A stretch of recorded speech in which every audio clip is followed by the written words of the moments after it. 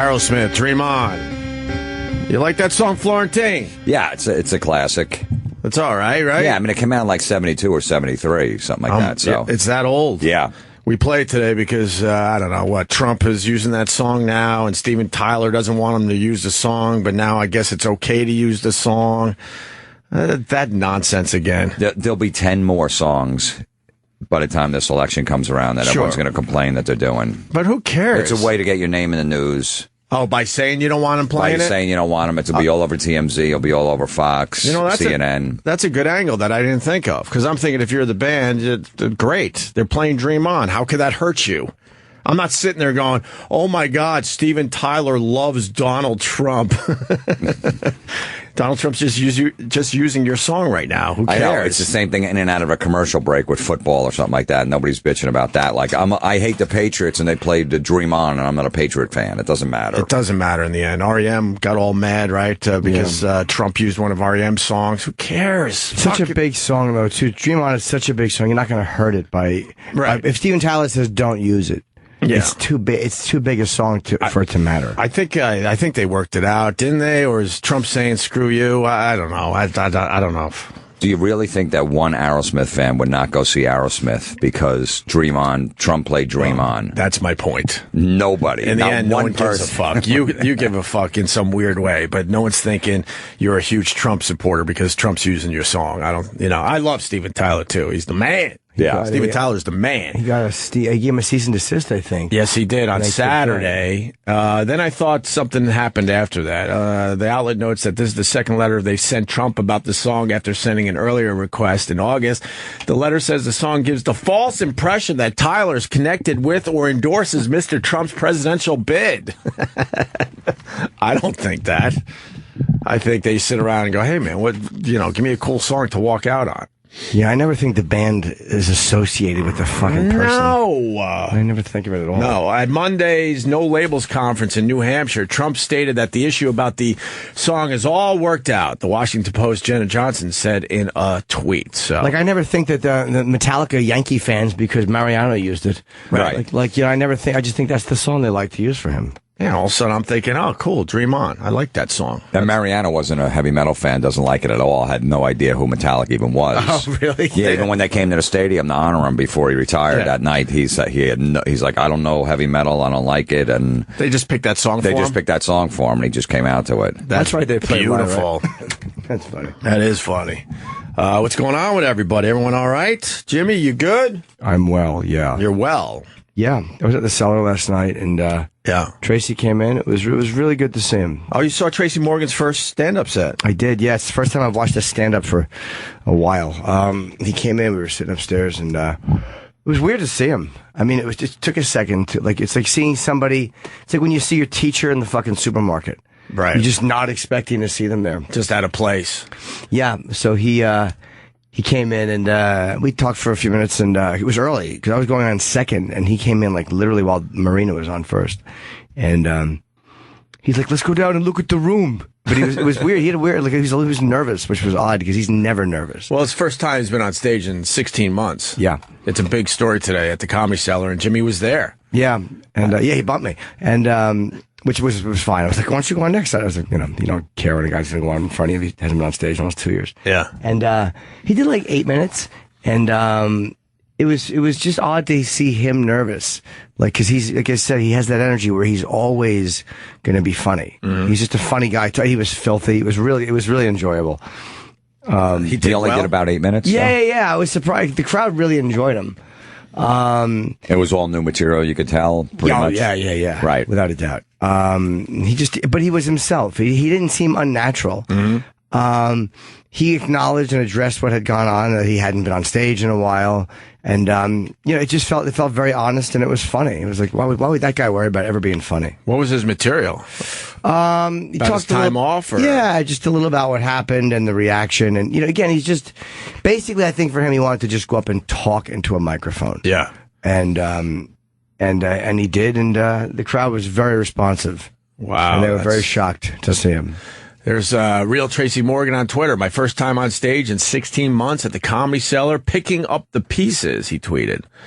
And it's got 2,500 retweets already. Yeah, people, I think, 7,000 favorites. People were just very happy for him. And, he hasn't lost anything. That's great. He has not lost anything. I mean, it's weird to see a guy after all that time just go on. And that's the same comic I remember. So I was very happy for him. Was he limping? Because I know he had his leg on. He almost lost his leg. That's a good question. I don't remember because I was the way the Comedy Cellar works is the table is right by the door, so he walked over and sat down, and then we walked down to the room, which is literally right. So I didn't. It was just like from the table right down the stairs onto the stage. I didn't even watch. Yeah, I mean I didn't notice him walking. Very cool. Yeah, good for Tracy Morgan. Nice. Yeah. So he seems to be doing okay. Yeah. The Mets won last night. Are you following the playoffs? Yeah. You are? Oh, yeah. You're not a Mets fan, are you? No, but I love watching. I'm a Giant fan, so I want the Dodgers out, so I'm rooting for the Mets. Well, the Mets, I was watching a little bit. I don't really watch baseball anymore. I can't. And, you've discussed it with me where the football thing is weird with me, but baseball, I'm not in. And I grew up a Mets fan, but I can't just sit here and make believe I'm a Mets fan now. I haven't followed them in years. Right. But I did turn it on last night for a little bit. And the final score is 13-7.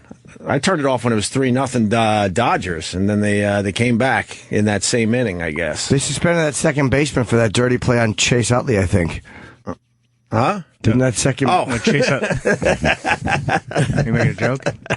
You making it happen? Yeah, of course he's making a joke. Nothing. Turning my mic off. Oh, literal Travis. Good old Chase Utley. I never know how much you do know or don't know. I know a minimum amount, but that one I read about. Well, he could have played last night because he was appealing it, right. Chase Utley, so he could have been in the lineup and he was available to pinch hit. But I was surprised at all the boos he got at Citi Field last night. My God. Well, first of all, he was a Philly for life up till yes, this he year. was. So they hated him on the Philly. He used to kill start them. with. He killed the Mets as a Philly. That play's been done a million times, though. Come on. That seemed like he went in a little bit dirty, though. They go in dirty. Look, the Pete Rose one with Bud Harrelson was... that's an amazing one. But this one, I think, was worse. I mean, he knocked down Bud Harrelson, but I think this one... He went up high. But those guys come in high all the time. Yeah. Right? If he didn't break his leg, it would have been fine. I think so. Nobody would have... Did he break his leg on the fall when he actually hit? I can't tell how the leg got broken. I think he just fell awkwardly on it, and that's what broke it, right? Or was it the hit itself that broke his leg? I can't tell. I've seen the play 100 times like everyone else. Yeah, I don't know how it did. But I think he just fell awkwardly because he got flipped like that. They had him walk out to Tejada in a walking boot last night when they introduced the teams in the beginning. When they come, so right before the game, so the place went nuts. Of course, and then Utley had to come out on the other side. Get booed. Yeah. It was some. Oh my God, that is really. Okay. And that's awful. Yeah, he's trying to take him out so he can't make that throw. Yeah, he pretty much tackled the guy. You've seen this play a million times by these guys, though. Oh, I bet you the helmet hitting the leg broke it. I wonder if it was a clean break, so it wasn't like... What part of the leg? It was the right leg, right? I'm still trying to figure out. The left one, but I think it's the right leg. Oh, yeah. Yeah, right there. Yep. Okay. Yeah, you can tell he doesn't want to put that leg down. So hope he's in the lineup tonight. Show everybody what it means to play through an injury. Play through it? Yeah, absolutely. Man up, for fuck's sake. But yeah, that was a good one, man. Everyone's been checking that out. Did you hear the Mike Francesa call yet? The crying guy? I heard the first part. I didn't hear the second part. I guess he gave him tickets or something. Yeah, that was strange because Mike Francesa, is a very he's a tough guy. This Mike Francesa, the crying Mets fan. This pretty much went viral yesterday. Let's just play it real fast. So this is the first call. Yes. Right. I don't know what else you want them to do. Will in Queens, go ahead. Will, what's up? Hey, Mike. I guess I just want to shift the conversation, from the play. I would say it's dirty. It bothers me as a Mets fan, but yes. Harvey better step up tomorrow night. What does that mean? I'm disgusted with him, but this is his one chance. Put the team on your shoulders, and then you got my faith back in you. He has to do it tomorrow night. I want to see it done tomorrow night. Thank you. Will, are you crying? Not really crying over this, I hope. Jeez. I get a little emotional there, Will. Jeez. I think Will was crying. Now that's scary. Will, come on. Calm down on it. It's Sunday morning. He'll be all right. Jeez. When I'm spending the day with Will, that'd be a tough day. Will, come on, come back to us, please. I love Francesa. I just Wouldn't love want him. to spend the day with him. It's going to be a tough day. I love him, I think, for all the wrong reasons. When I first heard that, before it went, viral, I was thinking maybe the guy was setting him up for one of those prank calls. You know? Right. It was a fake cry, but it turns out it was a real cry. And then what? He called back? He called back and talked to the producer and wanted to let people know he was okay. That he was He called okay. back the next day. Okay, and then this is what happened. I didn't hear this call yet. Queens, go ahead, Will. What's up? Hey, Mike. I just want to shift the conversation, from the play. I would say it's dirty. Oh, wait, hold on. You just heard Wrong this. thing. Hold on. Huh? That's the You same have one. one job. While he's finding, Do I? Yes, John. while he's finding the clip, the second call that you're about to listen to, it's like 5 minutes. Yeah. The thing to listen to is listen to the things that Will says. Yeah. And then listen to Mike ask him about those things immediately after. He's not paying any attention to what Will's saying. None whatsoever. Will talks about what he does for a living. Then a minute later, Mike asks, I you watch disagree. I think he's playing Francesa Claus here. I think he knows the end game, and he's drawing it out as long as he can. He's like, yeah, what do you "There's want no way this was Mike's idea. He hates every part of this. He doesn't want to go to a baseball game with some guy." Yeah, I agree with Travis. I think, who does he work for these days? CBS still? Somebody probably sent him a note. Said, we got This would extra be a- tickets. saying this will be while great he's on the publicity. Let's on the take him to the team. game. Yeah. While he's on the phone saying, hey, Yeah. why don't you give him a free ticket? We have an extra ticket. Yeah. Just give it to him. It'd be good. And he's just like, all right. He doesn't even want to talk to people on the phone. You think he wants to go to a game with someone? Of course. Mike Francesa does not want to go to the game with a crying fan. I wonder if they There's no actually way. called the fan back. Yeah, I think you guys are wrong. I think they did. I think they called him. I think, the executives got together and said that phone call's going viral. This would be really good PR if you give him a fucking ticket. Everyone will pick up on this. Yeah, because every clip that comes out about Francesa is negative. Yeah. He doesn't, So I think this would be a good one to follow up. I don't even I'm think- sure the station was behind it, yeah. I don't even think he gives a fuck about the fans in general. No. He doesn't give a fuck. He went to Francesa Con last year. He definitely cares about the fans. I think he was forced to do that, too. I don't know. He doesn't seem like he would. Or maybe I kind of think he does. maybe what he's he getting a wants to do. kick out of what is it, Francesa Con. Francesa Con. Yeah. All right, let's listen to this. Cable, you don't watch the game on TV? Josh Lewin and Howie Rose, the radio. I the middle of the call. I have cable local. I don't get any of the games, but that doesn't matter. Have you been to Citi Field? I have. The school took the kids this past year, That's and I nice. tried really to take a group to the. Well, how about this, Will? You can get to the stadium, right? Yep. Okay, you get to the stadium. You know where Hodges is? The Hodges entrance is? Hodges, Yeah. I can find it. Okay, you be there at 8 o'clock, and you can sit with me for the game. Okay? Hello? Yeah, I'm here. I'm serious. You get. We will meet you at Hodges at 8 o'clock, and you'll be my guest. You'll sit with me at the game. Go to Hodges. Yeah, and I'll meet you there. Yeah. And we will meet. I'll have someone meet you there, and they'll bring you in, and you can sit with me at the game. Behind the plate. I'm sitting behind the plate tonight. You sit with me at the game tonight. Okay? Okay, I'll be there. Okay? Don't cry again now, Will. I'm not. Please. I'm not. I'll be there. I'm wearing my jersey. I haven't worn the Wait, Harvey. what jersey are you going to wear?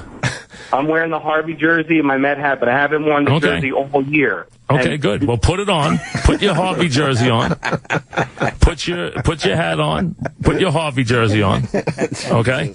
And find the Hodges entrance. Mm-hmm. And at 8 o'clock, game starts. I don't know that we'll be there much before 8, but 8 o'clock, the game starts at 8:25 or something. At 8 o'clock, someone will meet you and take you and bring you to the seat. And okay, you are going to the game tonight with me. Deal? I don't know what to say. All Say, right, let's go Mets. I'm going to get off the phone, Mike. Thank you. I'll see you Listen, tonight. but be there, okay? I'm serious. I'm not joking. Mike, I'm taking the 7 train over, and I'll Be there and wear your stuff. I will. All right. Thank you. I'll see you later. I'll see you tonight. Thank Okay, you. back after this. Mike doesn't want any part of this. This is just like when they give a kid with cancer a surprise. Exactly. It Reminds me of when Justin Bieber shows up to see some kid who has 2 hours to live. It's one of those heartwarming moments. Middle-aged man weeping over over a broken up double play. Yeah. Get a hold of yourself, Will. The game was 3 hours and 42 minutes. Oh, my God. They're still doing that? Oh, yeah. But that's a lot of idle chatter. When we were growing up, it was barely 2 hours, maybe a smidge over 2 hours. What the hell? 3 hours and 42 minutes? Yeah. Well, there's 21 runs. Yeah, that's it's a long true. game. That's true. But still, what's the average game these days? I think it was shorter this year. I think it was under 3 hours. It was like 6 minutes shorter this year. Yeah. But And there's the Yeah. picture that Mike Francesa had tweeted that everyone picked up on. Him going to the game with the crying fan. He's just weeping. Yeah, weeping over his team. And, the Mets haven't been in it in a long time. I know, but just really, Will, just get a hold of yourself, for Christ's sake. It was a play at second. Yeah, but he's out I wasn't his favorite. It wasn't his favorite player. There's maybe 3 more games left in the season. This whole story makes my stomach It's not hurt. like it's April. No. You don't like when grown men cry over their favorite I don't mind that. I mean, we've all dropped a few tears over the years, let's be honest, but some of us on Sunday, that abysmal performance. What? Just Cowboys. Yeah. But, with the Patriots. but it's just like this, just for some reason, just annoyed me a little bit. When it's a World Series or, a game-clinching game in the playoffs, then you can cry. Yeah. Fine, man. And Wait, he Bob, you immediately horse. started crying. Oh Yeah. my God, what an emotional wreck. He's probably just bipolar. He's a big fan, and a star player's out. It's, Hurts their chances to continue. yeah. Will got very emotional. Yeah, Mike Francesa is smiling and laughing at the same time. I know. Because he's sitting there going, this guy is ridiculous. That's basically the face he's making. This guy's ridiculous. It'd be funny if the guy was an alcoholic and just got too drunk. Mike, Spilled a beer on him. do you remember before they started fucking moving into our neighborhoods? Yeah, I'm just trying to watch the game. I guarantee you, after an inning or two, he just got up. He goes, I got to go see some friends in the boxes. You got the seat here. You want to bring a friend down? And he walked away from him. I was going to bring that up. Isn't Mike Francesa's seats right behind home plate? He said it was behind home plate. So, I mean, I'm sure everyone's looking because it's a huge story. So I bet you the opposite's true. Mike Francesa was stuck with this guy for every single pitch. Yeah, you could probably see this guy just looking around. There's an empty seat next to him. Like, where'd he go? Was he right next to Mike, or was there someone in between them? I believe he sat with Mike Francesa. That would mean right next to him. Yeah, maybe Francis. That's a ball game. I guess it's a ball game with anybody. It's a fucking ball game. He was there. He was there for the Cespedes home run, and that was in the sixth inning? Yeah, about the 5th or 6th. Yeah, there's photos of Francesa and the guy. Still there. Oh, there is. Still there. Yeah, there's the pictures online. There is the guy, Mike Francesa. Wow, he's right there, yeah. Mike Francesa could not leave the game because he would look like an asshole. Yeah, you're right. He has great seats. He's pretty much being seen every pitch. He's right there. He can't leave, even if he wanted to. Right behind the batter's box. Mike Francesa's sitting there like, holy fuck. And he's a Yankee fan. He's not even a Mets fan. He's not even a Mets fan? No. That's a good seat, man. That's a wonderful seat. Right near the on-deck circle. And Will is right next to him. That's Will with his fist up. Oh, Just cheering on his boys. Mike Francesa's face says it all after the monster home run, Sports Blog New York. All right. So Mike Francesa should have a pretty good radio show today talking about this whole thing. Yeah. yeah, and there was this one guy that kept annoying all the players going, make a home run or something, A-Rod. Make a home run. Oh God, I think we know Francesa. I think he was forced into doing this whole thing, but whatever. There's no way he wanted to sit next to him. It's a wonderful New York story, right? Yeah, because everyone's going to listen to a show today. And Yeah. Justin Bieber. Jimmy mentioned Justin Bieber. His dad is proud of his son's dick. For some reason, that's a huge story today. Well, I guess, if your son has a big penis, you're proud of it. My father certainly would be. I think he tweeted about it. Really proud of his son's penis size and tweeted about it. what'd he say? He was proud of his son's dick. He said, "What do you feed that thing?" Yeah. Is that what he said? Yes. That's right. That's a good line. Ew. That's funny. That's why it's a story. Ew. That means Justin has a bigger dick than his dad. That's what do that's you about. feed that thing? Hashtag proud daddy. Ew, mommy's saliva. Hashtag disgusting question. hashtag proud daddy. Oh, what do you feed that thing? That's funny.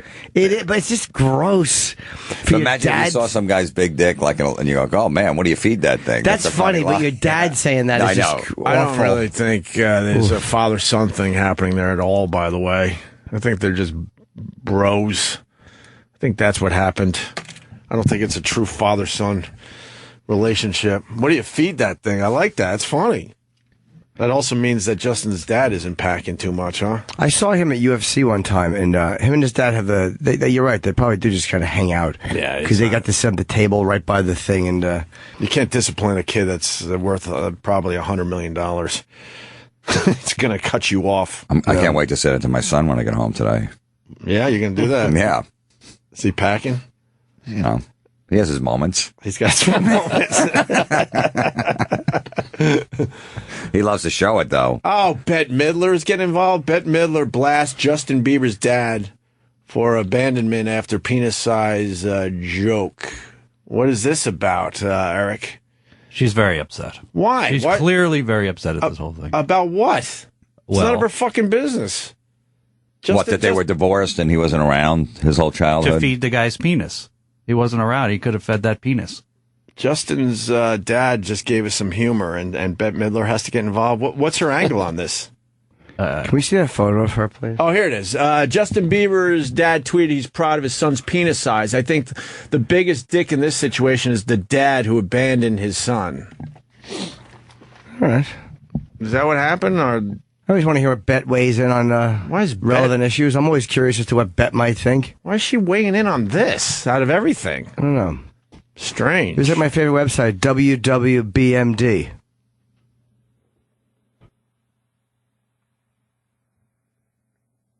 No.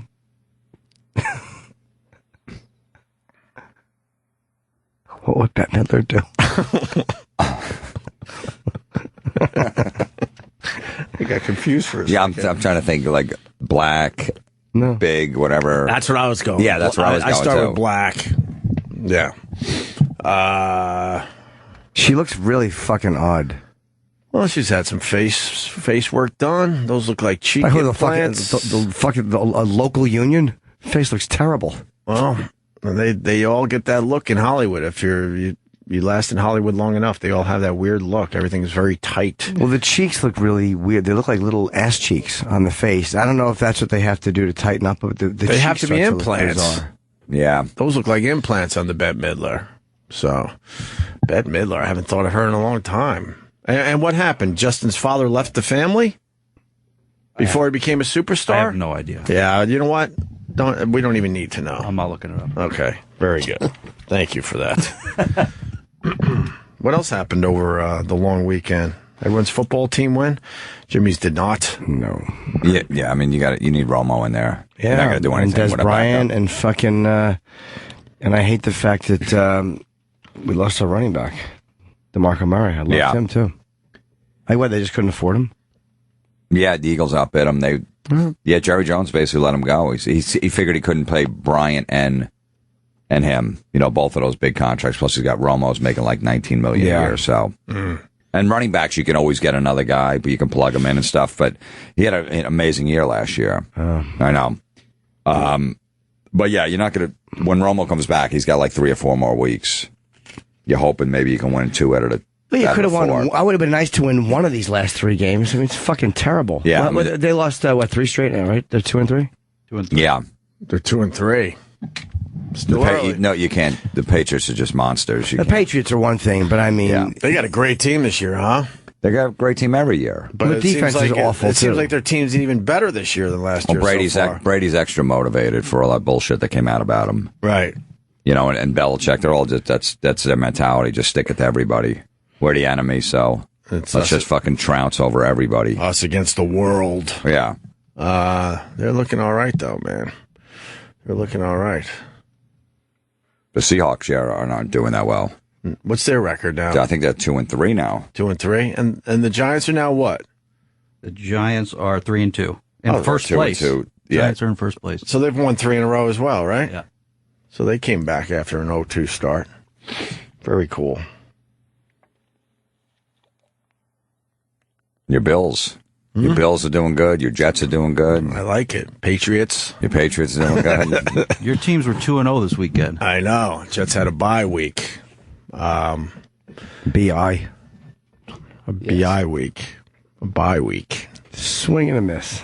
I wanted to watch my Islanders, the first home game in Brooklyn, but my Time Warner was fucked up. Oh yeah, I saw you. Good, you deserve it. That is such a bad service. You have to. It should hurt, and then you got to get rid of it. It stinks. I'm thinking of finally going to FiOS. FiOS is the best. Thinking, go to my Instagram, Opie Radio on Instagram. This is what I got to watch. The Islanders' first home game in Brooklyn ever. I didn't get tickets. I couldn't go to the game. I was too busy, so I'm like, I'll just set aside a night and watch my Islanders' first home game in Brooklyn. And I swear to you, this is what my picture was. Yeah, just push that. No, the other one, the video. That's when the channel finally. This was my Time Warner rules. Go Islanders! It's all pixelated. Yeah, that's Go terrible. Islanders! Time Warner rules! It's a terrible fucking service. Yes! Christ. That's right.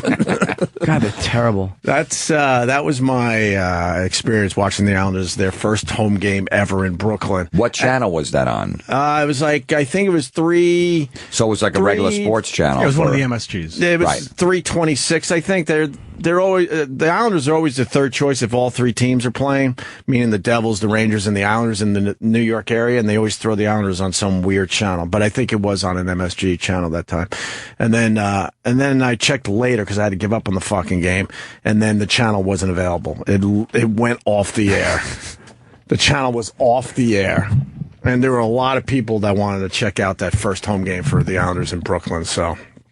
There you have it. It's like the baseball playoffs. They put them on Fox Sports 1. Nobody has that channel. It's in like 40% of homes. You're trying to watch it anywhere but your house if you don't have it. No one has sports bars. Like, I don't know if we even have that. Yeah. And people want to, everybody's saying, no one's watching baseball. Put the playoffs on where someone will tune in on ESPN or somewhere else. Aren't the numbers pretty good for the playoffs?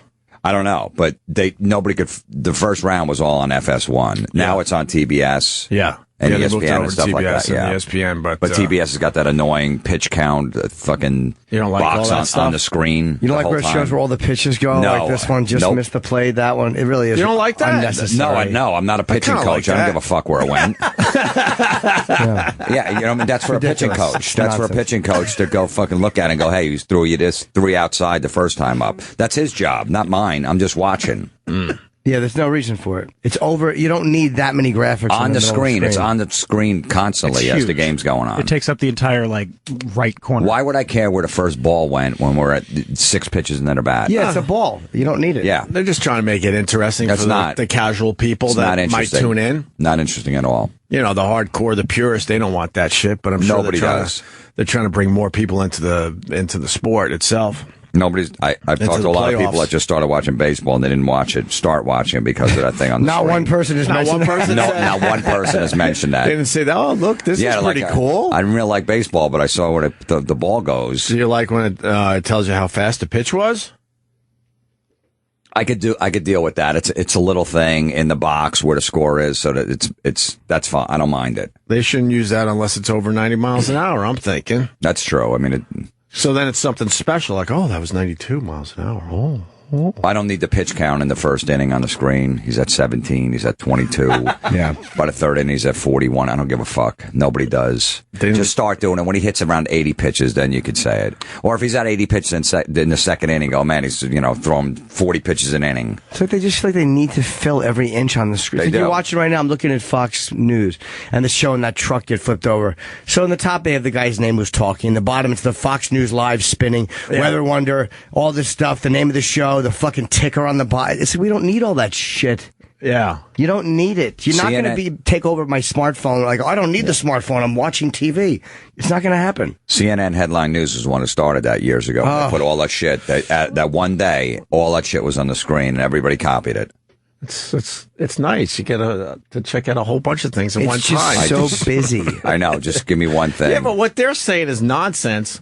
When I usually read the scroll, then actually watch what they're saying. It could say Hitler is going to teabag your mother, and I wouldn't have read it. I would never notice what that said. Right. If it said beware, there's a bomb in your fucking living room, I would never notice what they're saying. I've never read it. I really never do. I don't. You have to start from the very. If you miss the beginning, you're like, what? Of U.S.-led airstrikes? What? Yeah. It's stupid. Go back to, I guess, Time Warner tried to get a hold of me during this whole Islanders thing. Yes. They did it pretty quickly, too. It says, Opie Radio, our apologies, Opie. If you could please DM me your account, phone number, and address so we can check on this for you. Yeah, okay, I'm going to do that. And then a few minutes later, Opie Radio, let us know if you need any assistance. Just DM us your account info. We are here 24/7. Well, I don't know if the channel went off the air. They're legit though, because they're verified. So I'm sure that they wouldn't give out your info. But why? You get better service on Twitter with a lot of these companies than you do over the phone. Oh, nobody likes to be badmouthed publicly. I'll tell you one thing about FiOS. Whenever I've had a problem, if I direct message them, they can fix it remotely, and they can just whatever problem. You and FiOS follow each other? Yeah, because I had a problem at the beginning. It's like DM us right here. Nothing could motivate me to follow FiOS. But that's the only way you can DM. Too bad. I don't want to know what's going on. It's when they say follow us on Facebook, Hardee's. Who the fuck wants to follow Hardee's Dunkin' on Facebook? Donuts, follow us on Facebook, on Twitter. Why am I going to follow fucking Dunkin' Donuts on Twitter? Want to read their Twitter updates? Yeah. What are you going to do? We just opened a new store in Massachusetts. Great. I fucking live in Jersey. They might be giving out some free stuff. Yeah. It'd be funny if they just mocked their customers though, if they had photos of two giant fat people eating. Look at these pigs who shouldn't be in here. Slobs. Imagine if the corporate account was just fucking vicious. That would be worth following. Oh, that would be a great follow. Yeah. That would be hilarious. They talked about Trump is using Aerosmith song, Steven Tyler not happy, what a cunt. Wow, Dunkin' Donuts calling Steven Tyler a cunt. It's pretty edgy for a corporation. Yes, it is. That I would enjoy. I told you this a while ago, I think. I don't remember which cable company I had, but it was so bad. Nothing. How bad was it? So bad. I have two houses. I have a weekend house and a regular house. Yeah, get a load of Rockefeller. But the cable never worked in either house, ever. I never had one complete house working. And I tweeted about it so much that they called CBS when I was at Letterman and asked if they would talk to me to stop. Not about fixing my cable, but about bad-mouthing them. Well, I mean, they get all mad, but that was what I got to see instead of the Islanders. Right. So, what am I supposed to do? And especially when you're psyched for a sporting event and that shit goes out, you're out of your fucking mind. Yeah, I'm not going to watch every Islanders game this year, but the first one in Brooklyn, in that shitty arena that everyone's talking about, it's horrible for hockey. You know what? Maybe Time Warner should get you some great tickets for the a home game. I like how you think, Eric. Yeah. I like how you think. And you could bring a fan who's a huge. Whoa! He gets really upset. Yeah, first fan that calls in and starts crying about how the Islanders moved from Long Island to Brooklyn. Right. Opie will sit next to you. When I did watch a little bit before it started getting really crazy. There's a part of the arena where it should be really nice seats, and they just got a car there for some giveaway because it wasn't set up for hockey. And then behind the nets, they don't have proper seating. Have you seen this place yet? The scoreboard is all the way off to the right. It's not even centered for, I haven't for hockey. Seen it. You haven't seen any of these. In Brooklyn. Yeah, I don't know why you build this big arena in Brooklyn. You don't think maybe we should set it up for hockey just in case someday, or at least like Disney on Ice and all that ice shit they do for the kids. You would think they would set this up properly. Look, we're looking at an over. Look at how shitty these seats are over here. They're angled way off to the right.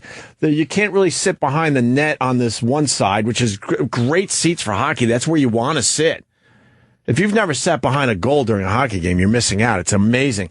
And then this whole corner, look at this. There's no seats over here. That's where I saw the car for a giveaway. Right, yeah. And then the thing up top isn't even over the center of the ice, right? No, looks like. No, that's way off to the right. And look at this. Why are these seats just drastically angled to the right? So if you're watching hockey down here to the left, you have to turn your entire body in your seat to try to see what's going on over there, which is very uncomfortable as well. They just did a terrible job setting up this place. And you got to think that they were going to get hockey or something in there eventually. They knew they were going to lure the Islanders away. I'm sure building the place. Or like I said, Disney on Ice and all that. That's huge. That's big money for these places. Nassau Coliseum made a lot of money off that crap. I don't know what they were thinking. It's Jay-Z, and black people don't watch hockey. So he probably had no idea. Right. It's probably his idea. So I don't know. I don't know how they're going to figure this out. They got to figure out how to put seats in this area behind the goal. Look at this whole section. You can't sit there for a game. No one gives a shit. No one cares. So I'm going to the Ranger game tonight. Who are they playing? Winnipeg. Are you a big Rangers fan? No, hockey, but I'm bringing my boy. You trying to get him into hockey? Yeah, he'll like, that's a good game to bring a kid to. Wow. A lot of action. Not a lot of downtime. That's the one team I've been a fan of forever, the Islanders. All that other stuff is goofy, rooting for 3 football teams and this and that. But always love the Islanders, and it's the only team I love. I don't even look at any other teams really. And I brought my son to a game 2 years ago, and that fucking goal horn just scared the shit out of him. So I had to like take a year off. So I'm going to try again to get him into hockey this year. But all that loud shit, just he wasn't into it at all. One thing about the hockey games, they crank a ton of metal the whole time. Pantera, Sabbath, Ozzy, that I would Metallica. like. I don't know. I should give hockey a shot. I hate it so much. Really? Just go to a game, even if you just watch. Hate it. The action is great, though. It's so different being there. It's really exciting. I love going to hockey games. I would go, but just watching on TV, I just never liked it. It bores me. Oh, look at this. So where's this from? From Yahoo.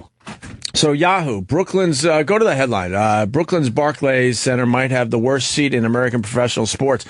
So then if you're sitting in this seat, the guy took a picture from his seat, you can't even see the goal. You can't see the goal.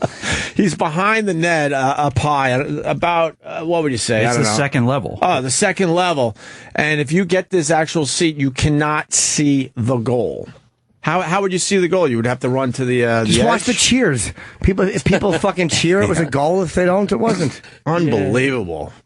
And the seats cost what? Between $21.85 and $175. So you get this seat, and you're not going to see one of the goals the entire fucking game. That stinks. You can see the goal all the way on the other side of the ice. Whatever. It's just set up horribly for hockey. Horribly. We're going to have Urijah Faber call in a little while. I haven't even watched that video yet. You want to check it out? I do, yeah. A woman breaks into UFC's Urijah Faber's house and poops everywhere. And what do you put it on his Snapchat? I think he put it on Snapchat, and then somebody got it somehow. Yeah, he put up a series of videos on Snapchat, and then somebody took them all and kind of made them into one video. How do you save someone's Snapchat? I have no idea. You have to film it. You have to film somebody's phone. Like if it's on there, get another phone to film it as you're watching it. That's the only way you can do it. Is there no way to capture? How is there not an app that will capture Snapchat stuff? You can maybe there is. You can capture. I would assume photos. there's some kind of app. I don't know. If you hit 2 buttons on your iPhone, you can't you screen grab. There's a screen record app. No, I know the screen grab, but I mean, there's an app that lets you record from your screen. So there's a screen record app. So I don't have that one. You should get it. I hate Snapchat. But if you have a second phone, you could film it. That's just too much. I'd rather do it on the same phone. Yeah. Did he know this lady? I don't know. I don't know this story woman. No. She just broke into his house for real, and he didn't know her. That's the headline I read. It was a woman shitting? Yeah. All over his bathroom. So bizarre. Yeah, let's play this here. How she does in the debate? So we just had a woman knock on the door, open the door, and walk in my house, not say anything, and lock herself in my bathroom.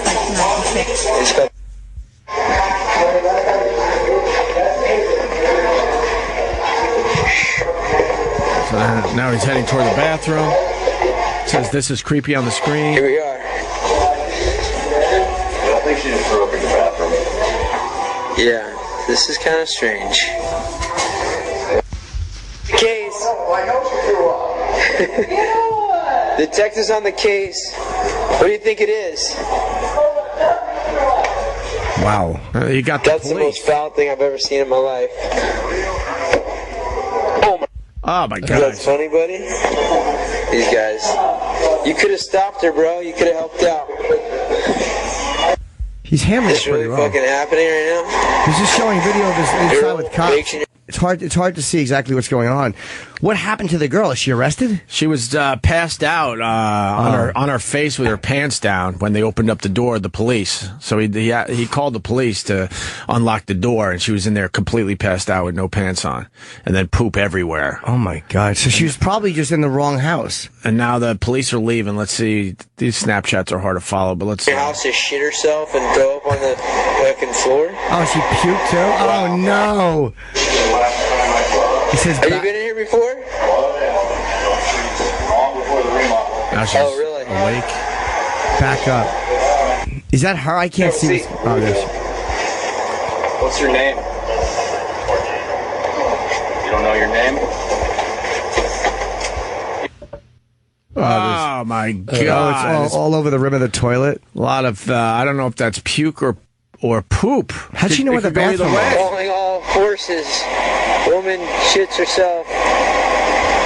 Burglar woman shits herself and pukes everywhere. He's handling it pretty well. He's a lot calmer than I would be. Guess what happens when you can fight? Somebody walks into your house, you just calmly handle it. He could fight, but he can't. Man that wears many hats today. I wear the janitor hat. He had to clean himself. He could fight, but he can't make good videos. You have a woman break into your house and puke and poop all over your bathroom, and those videos stink. Yeah, they're not good. They're not good. Just roll video on your phone and then figure out what to do. Don't just let it run. Snapchat that shit. Or maybe they're up in the wrong order. I don't know. I don't know. I mean, the video's dark, and you can't really follow along what's going on. So how did she know where the bathroom was? Oh, she probably staggered into the house, and then I don't know. I mean, without stopping her. Like she walks in, and you're like, "What, miss?" Well, she just goes to the bathroom. Well, it seems like he was with a bunch of his boys, so maybe they had some kind of, they're hanging. She could have came in and through a back door, and they they're didn't see hanging, her. and then maybe he's just assuming at first that, this is someone's girlfriend. Oh, she with somebody. Okay, that's probably what he assumed at first. Didn't he say that they opened the door and she just walked in? Yeah, but wouldn't you stop if you're Uriah Faber? Wouldn't you stop a stranger walking in? I don't know. If you're Uriah Faber and you're with a bunch of your buddies, you probably just say, "Let's see where this goes." Yeah, like, all right, a chick, finally we got a chick here. We don't know if she's going to shit and puke all over. Yeah, I don't know. That would really drive me nuts, though. I'd hate to clean a stranger's fucking vomit. It would bother you? I would hate that. You wouldn't mind the shit? I don't know if I wouldn't like that either, especially if it was on the floor, hanging out of her fucking pants. Drunken slob. How embarrassing. I don't know if anyone wants to clean up poop and puke from somebody else. Well, we just posted that. I mean, it's not the greatest videos, but we're gonna have Uriah Faber call in a little later on today to talk about that. So we'll get to the bottom of it, see what the hell that was all about. There you go. Before the show started, Florentine was talking about the new Clutch record. It's really good, yeah. I think it was number like 11 on Billboard or 16 or something like that. It came in. Yeah. This week, yeah. Just came out last week. Psychic Warfare, it's called. There's a really cool song called X-Ray Visions, the video up on YouTube. Wait, we could play it going into break here. Before we go, is that Playboy story real? Yeah. Yeah. Yeah. What the fuck are they doing? This broke overnight. No, we'll get back to the Clutch thing in a second. No more nude women in Playboy. They think, I was reading the article last night, they said, the Playboy interview is so iconic and it's so great that it might be alienating people because there's nude women in the magazine. And that's what they come up with in 2015? You think people are reading your dumb magazine for the fucking articles? But that's the thing, nobody's reading it anymore. Yeah, they're... Like... They think it might be holding them back because there's so much porn on the internet that it's holding them back. Everyone's having nude girls in there, so we might as well just take... Well, then how about you spend more money and get people who the internet can't get? Yeah, but then they could just get it on the internet. Well... They're saying full nudity, so maybe they're just going to go topless. They haven't decided if they're going to get rid of centerfolds yet. He's 89, Hugh Hefner? Yeah. Oh, yeah. Well, here's the problem. In 75, they sold 5.6 million magazines, and now it's down to 800,000. You can't keep a magazine going if you're only getting 800,000 people to buy it. So they have to do something drastic, and they've decided no more nude women. I don't know how that gets the numbers up. They were always so lame. Because out of the 800,000, that's all people that want to see nudity. They were lame, man. They would show like the classy. Oh, I love the classiness of it. It was fucking boring. Oh, look at her. She's got a feather.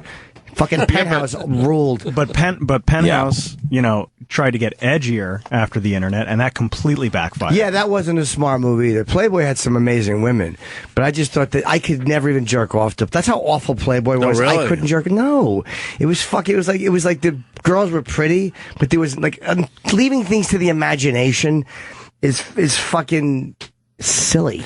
Growing up an innocent little boy on Long Island, Playboy was good enough for me. And when you're a kid, when you're very young, of course. When you're very young, sure. I mean, when you went to your friend's house and you found out that the dad had a subscription to Playboy, that was all you needed.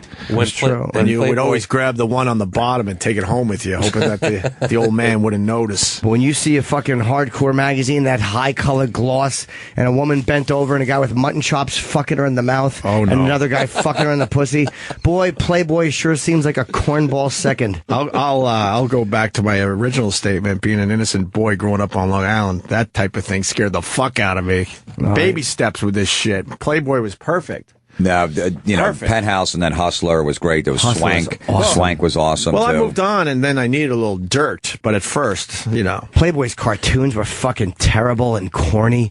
They were Hustler cartoons were fucking hilarious. And Playboys were fucking brutal. Yeah, they were trying to be too smart for the room. Their cartoons. My dad used to have a subscription to Playboy. Putrid. Yeah. And when we used to play cards, I'd give it away in a card game if I owed a guy like $100. Nice. Like at 14, I'm like, take my dad's Playboy, and he would take it for $100. Did your dad ever notice that? No, he never said anything. I think he just wanted to keep it quiet. Which one is that? That he had Playboy coming. We just take it. Is that Playboy? Yeah, it's Playboy. That's hilarious. It's Wonder Woman, and that's actually one of the better ones that they've done. A Wonder Woman walking out with a guy of a hotel room and his tie is all askew. Obviously, they had some of that sex. Yes. And there's an older man looking into the open motel room door, and here's the caption: "Just a minute, young lady. There's a matter of damage to be settled here." Yeah, because the room is a mess. Oh, yeah. That could be in the Daily News. That's exactly what. It should be in the Daily News. It fucking shouldn't make you sucks. angry. Yeah. Go to a Hustler cartoon. It makes you angry? Yeah, it's fucking terrible. It's fucking awful. Do you get it? Yeah, apparently they were doing so much of that there fucking. And all of Hustler's cartoons were not great. But at least when they went down swinging, they went for the fences. But why did that have to be Wonder Woman? Because she was anybody. Well, yeah, but the Wonder Woman is because she's a superhero, so she fucks wild. No, I understand. So it's the wildness of the Wonder Woman, and then you had the sex angle, and wow, it's going to be a messy room. At a time when every teenage boy has an internet-connected phone and the web is rife with pornography, the magazine has opted to continue featuring women in provocative poses, just not completely nude. The Times said, "You're now one click away from every sex act imaginable for free," Flanders was quoted as saying in the Times, and so it's just passe at this juncture. Sorry. And then, like I said, it used to be 5.6 million people were getting Playboy in 75. It's down to 800,000. Well, they should realize that they're cornballs. And Hugh Hefner did a lot. I mean, the guy is an amazing, interesting icon.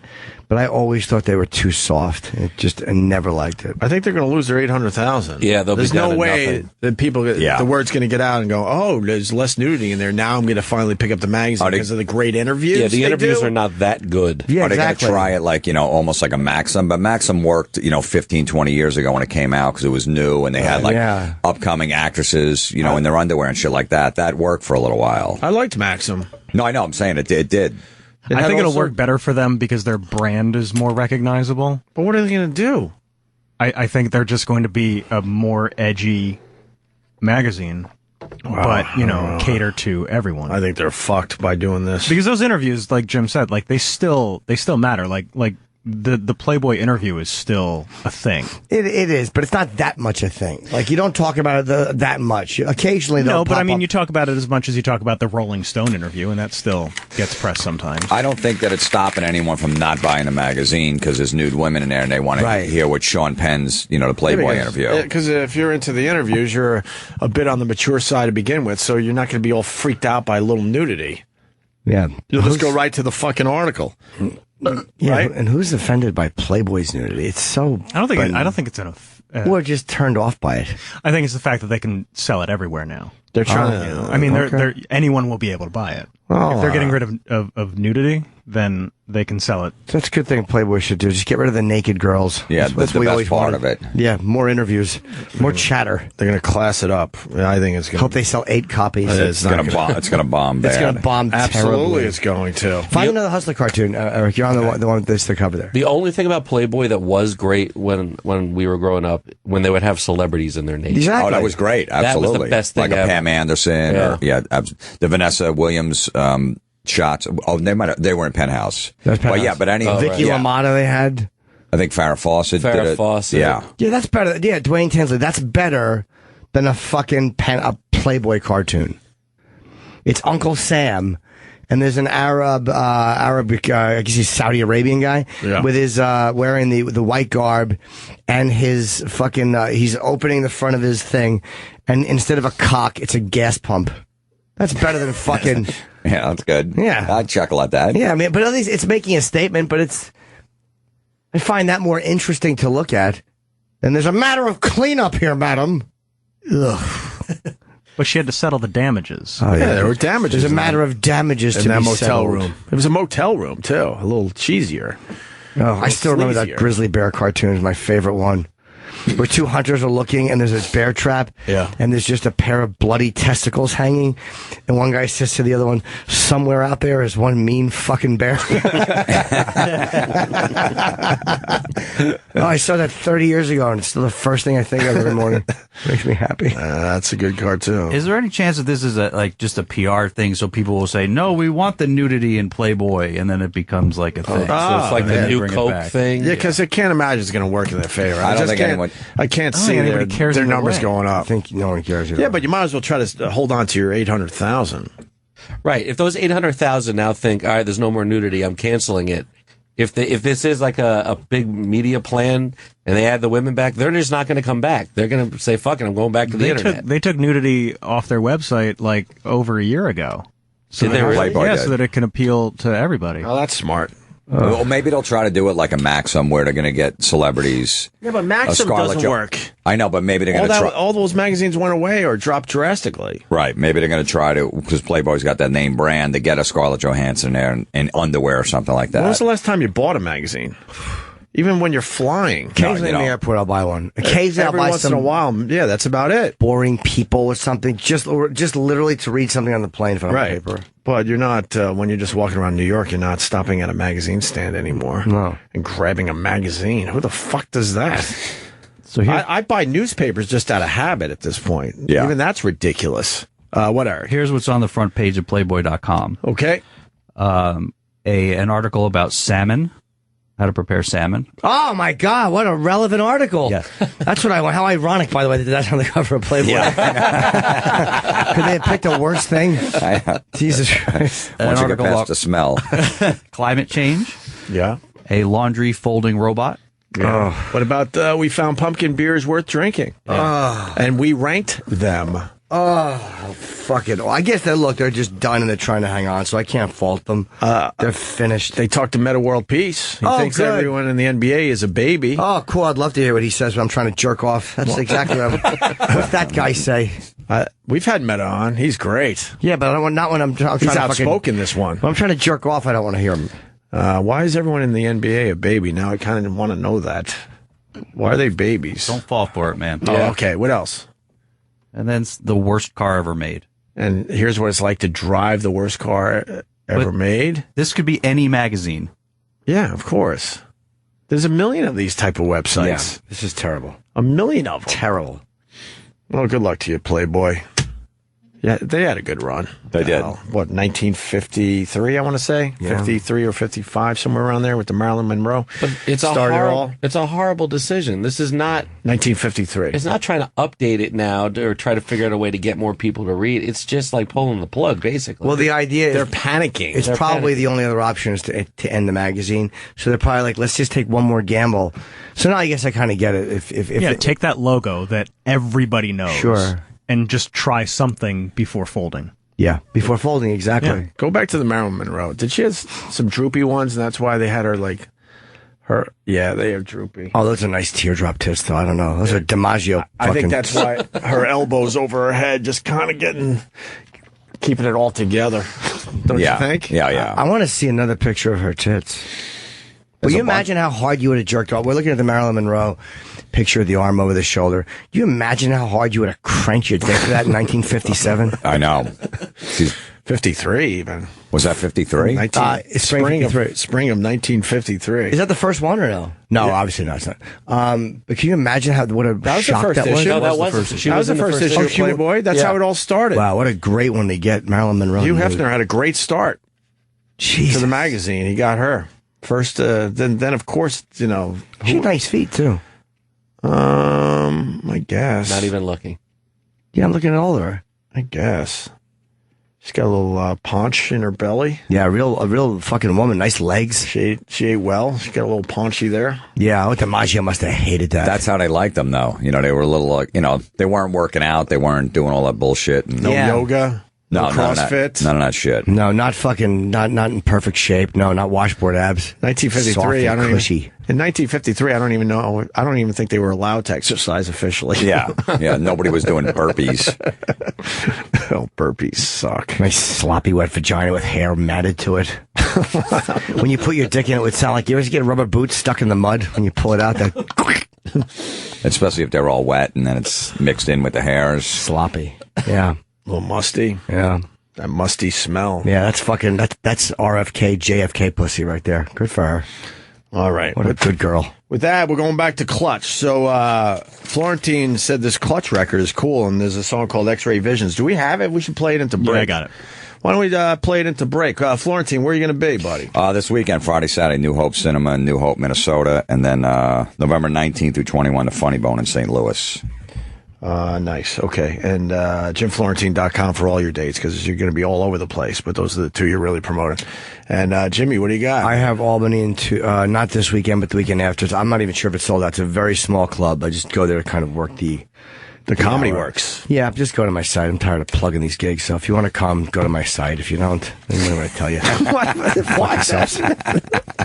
Why are you telling them to go fuck themselves? It's just I'm tired of here's where I'm going to be.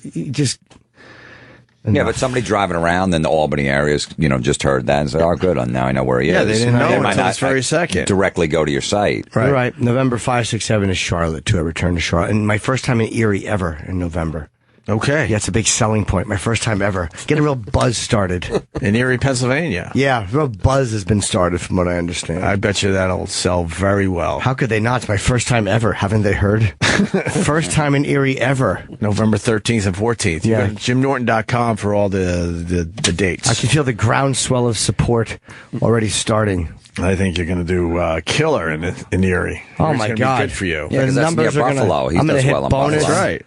Oh, my God. It's going to be... How far is that from Buffalo? They could drive. They'll drive Hour from and a Buffalo. half, 2 hours, something like that. They'll drive from Buffalo to go see in Erie, Pennsylvania. It's close enough. All right, cool. Same type of people, more or less. The momentum is building. Yes, it is. It started today. We go to break with Clutch. The new record Florentine is saying is great. Psychic Warfare. It's called, Psychic Warfare. I got to get more into Clutch because every time I hear a Clutch song, I'm like, that's all right. I got to listen more of this. And then I don't. But maybe one of these days I will. This is called X-Ray Visions. We'll be back. We are back. Where's Norton? Where's Florentine? Coming. They're coming. That's all right.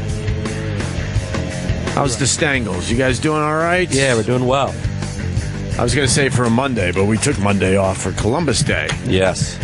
That was convenient. Oh, wait, where are you? Where are you? There you go. What? I stayed up and watched Monday Night Football last night, which was a huge mistake. Well, you're a big Chargers fan. I am, but why were the Chargers on Monday Night Football? Oh, because they're one of the more exciting teams in the NFL. Maybe. I've never come across a Chargers fan until I met you. They lost on the last play of the game. He's a huge Chargers fan. Chargers are always good, but they just never get to that next level. They're fun to watch. Phillip Rivers is a good quarterback. Yeah. Gino Bisconte's a big Chargers fan. Yeah. Oh, really? Gino is. You. I don't know why. I didn't know when I used to hang with Gino a little bit. Had no idea he was a Chargers fan. Yeah. Yes. All right, so you're the second Chargers fan I've ever run into. Yeah, the only celebrity Chargers fan is Mario Lopez. Really? Yeah. Oh, you're in good company. Yeah. It's wonderful. It was great, though. The Steelers had balls last night. There's 5 seconds left in the game on the 1 yard line. They're down 20-17. They could have kicked a field goal going overtime. Yeah. And he goes, nope, we're going for it. Nice. And they got it and won the game, and the game was over. That's very cool. It was a direct snap to the running back. Really? Yeah. I mean, it's ball, as your team Final watching play. Final play on the road. They go, we're not going to go into overtime on the road. Good for Take them. a field goal. Let's just go for it. Yeah. 4th and 1 on the 1 yard line. 5 seconds left. No timeouts. What's their record? I think the Steelers are I don't know. 3 and 2. 3 and 2. 3 and 2. So, yeah, that was a very important play. Not many teams would do that, right? Most teams would just that's kick ballsy. the field goal. Kick the and go field to goal. Because they don't make it. You're overtime like, what are you doing? Yeah, that's awesome if you make it. Like, that's a great moment now. But if you're like Pete Carroll and you have him throw a pass, people are like, what the fuck did you... Like, chances are only good if it works. Like, no one ever says, well, at least they took a shot if it doesn't work. Yeah. Exactly. Yeah, if that play worked, Pete Carroll would be a rock star. Oh, my God, the bravery to call it. They would love him. I didn't think that was that bad of a call. I still stand by that. I stand by it, too. You do? Got to trick everybody. They had the goal line defense in. They had all the guys stacked, the big guys stacked to stop the run. He saw that. He goes, well, we'll throw it then. Let's throw it this time. By the way, somebody tweeted me that Hustler cartoon. So, man, that's why I love the digital age. So thank you to the guy who tweeted. I retweeted it. But it's just as I remembered as a boy. The one with the Bears. Yes, where there's just the balls in the fucking thing. Nice. What was that play with Willie Randolph getting taken out? Yeah, in 1977, there was a famous play in the Royals-Yankees playoff series where Willie Randolph was taken out. This one's worse than the Utley one. Curveball bounced to Nettles at third, to second for one, and wow! And now Protek is going to try to score, and he will score. Willie Randolph was actually in the dugout already, and holy shit! He almost got knocked in the center field. Knocked Randolph down, threw a rolling block on him, and while Randolph was on the ground, Protek scored from third base. Wow! And Billy Martin just fucking drove out drunk. That was brutal. Is that Lou Piniella? Lou Piniella. He ran in from the outfield. Lou Piniella always looked like he was fucking hungover, too. In average shape. Willie Randolph is furious. Thurman Munson just fucking landed his plane in center field. He's saying that McRae came out of the baseline and actually was out of the baseline. Of course he was. Randolph down after Randolph had... The camera work was so shitty back then. And Martin look at that. Out arguing. That happened 4 feet after the base. Yeah. That was 4 feet after the base. He did a rolling dive. He jumped into him.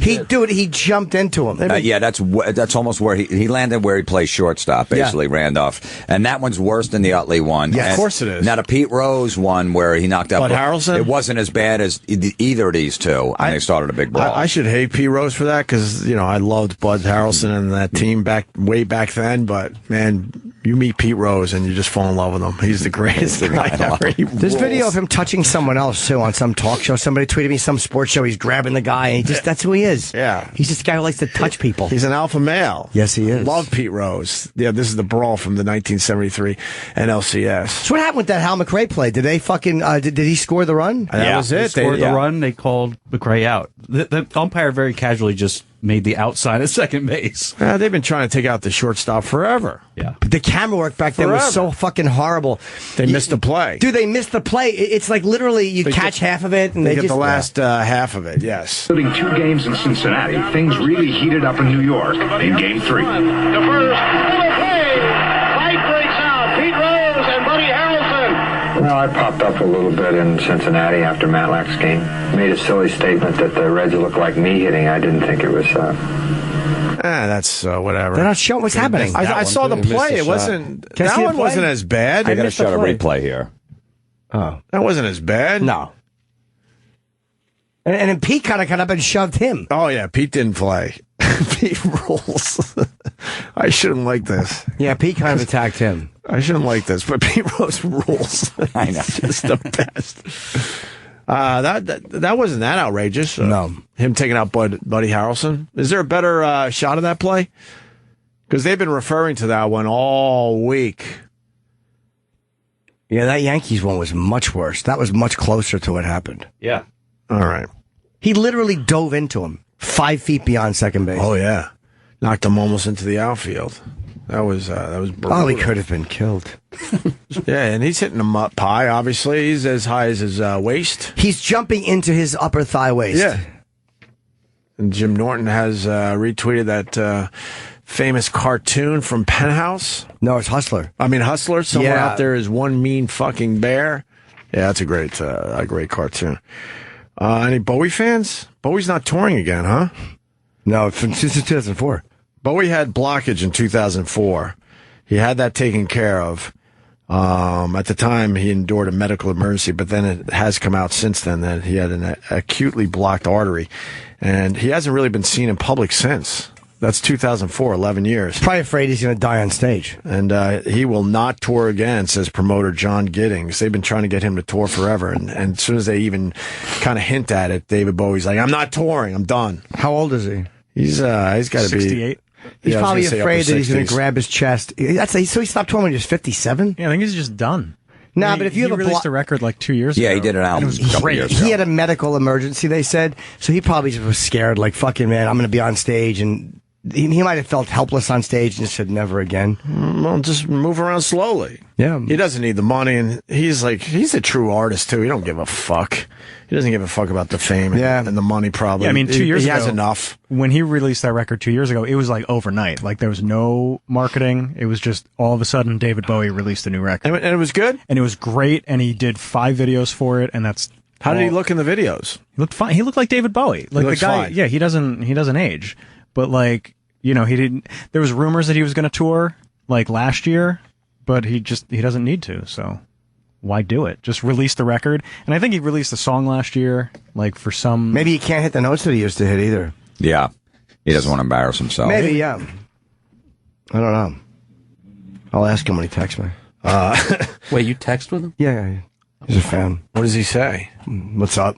Yeah? He uses a lot of emojis. Really? He Yeah, does. emoji guy. Yeah, it's He really, doesn't seem like an emoji guy. it's really irritating. Thank you. Nice. Just You call two him- men, one you call him front to Dave back. or What? Dave? DB, just in case anyone's peeking over my shoulder. They don't know who I'm talking Well, about. how do you put him in your phone? Because if someone steals your phone, you don't want was a David DB. Bowie. A DB, and then DB. in parentheses DB. after David Bowie singer. The quote is, he has decided to retire, and like Phil Collins, I'm sure David Bowie does not want to be referenced to Phil Collins in any way. Like Phil Collins, you can't demand these people to go out there again and again and again and again. Yeah, after a while, it's tiring. How does Phil Collins not want to tour as much money as he's fucking lost, that dummy? How does he not have to do a tour to make up a few bucks? I would assume he wants to tour. No? Did Phil Collins come out and make a statement that he's done and he doesn't want to just keep going out there over and over? He probably doesn't want to go out there over and over again with Genesis. No, I think he wants to get back out there. Yeah, he does have to. He's 3 marriages and bad investments Oh, my and stuff God, like yeah. that. He's lost everything. And he's a guy that was just done with Genesis. He was a dick when we met him. Yeah. He wasn't pleasant. I was sad about that one because I really liked Genesis growing up. And Phil Collins' solo stuff, not so much. And then we finally got to meet him. We got word that he was in the green room. He was just a dick. Really? Yeah. He was a dick and Sting was a dick. And those were 2 guys I really, really liked growing up for a while there. And both were just dicks. Why are you a dick? Yeah. The Sting didn't strike me either way. Like, he was just okay. He didn't bother me and he didn't thrill me. Well, the famous, we were one of probably a dozen to 20 people that were lucky enough to be backstage. And I asked Well, when you asked the company president to get your photo and he did, you mean? When you asked our company president to get your photo, Eric Logan, and he treated you special and brought you back? yeah, of course you did. Oh, okay, I see what you're doing. Yes, I said Eric Logan, thank you. I go, I grew up a Police fan. Oh my God, can I get a picture with Sting? This would be amazing. And he's like, yeah, of course, no problem. And I said, I wasn't a Police fan. Can I take one? And he goes, yeah, sure. Yeah. So he made sure I was taken care of. He's like, just stay here because it's for contest winners, but we'll just throw you in the back of the line. No one will know. They'll think you're a contest winner. Yeah, Sting couldn't have taken more than 20 pictures. It was a very small, intimate event, and my flash didn't go off.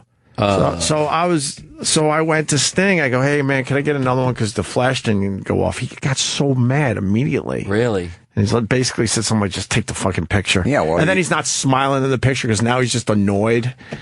Should have did a dry run. Yeah, exactly. I don't remember exactly who took the picture. Got to be ready. Me, but my whole theory on that is those British guys are cranky.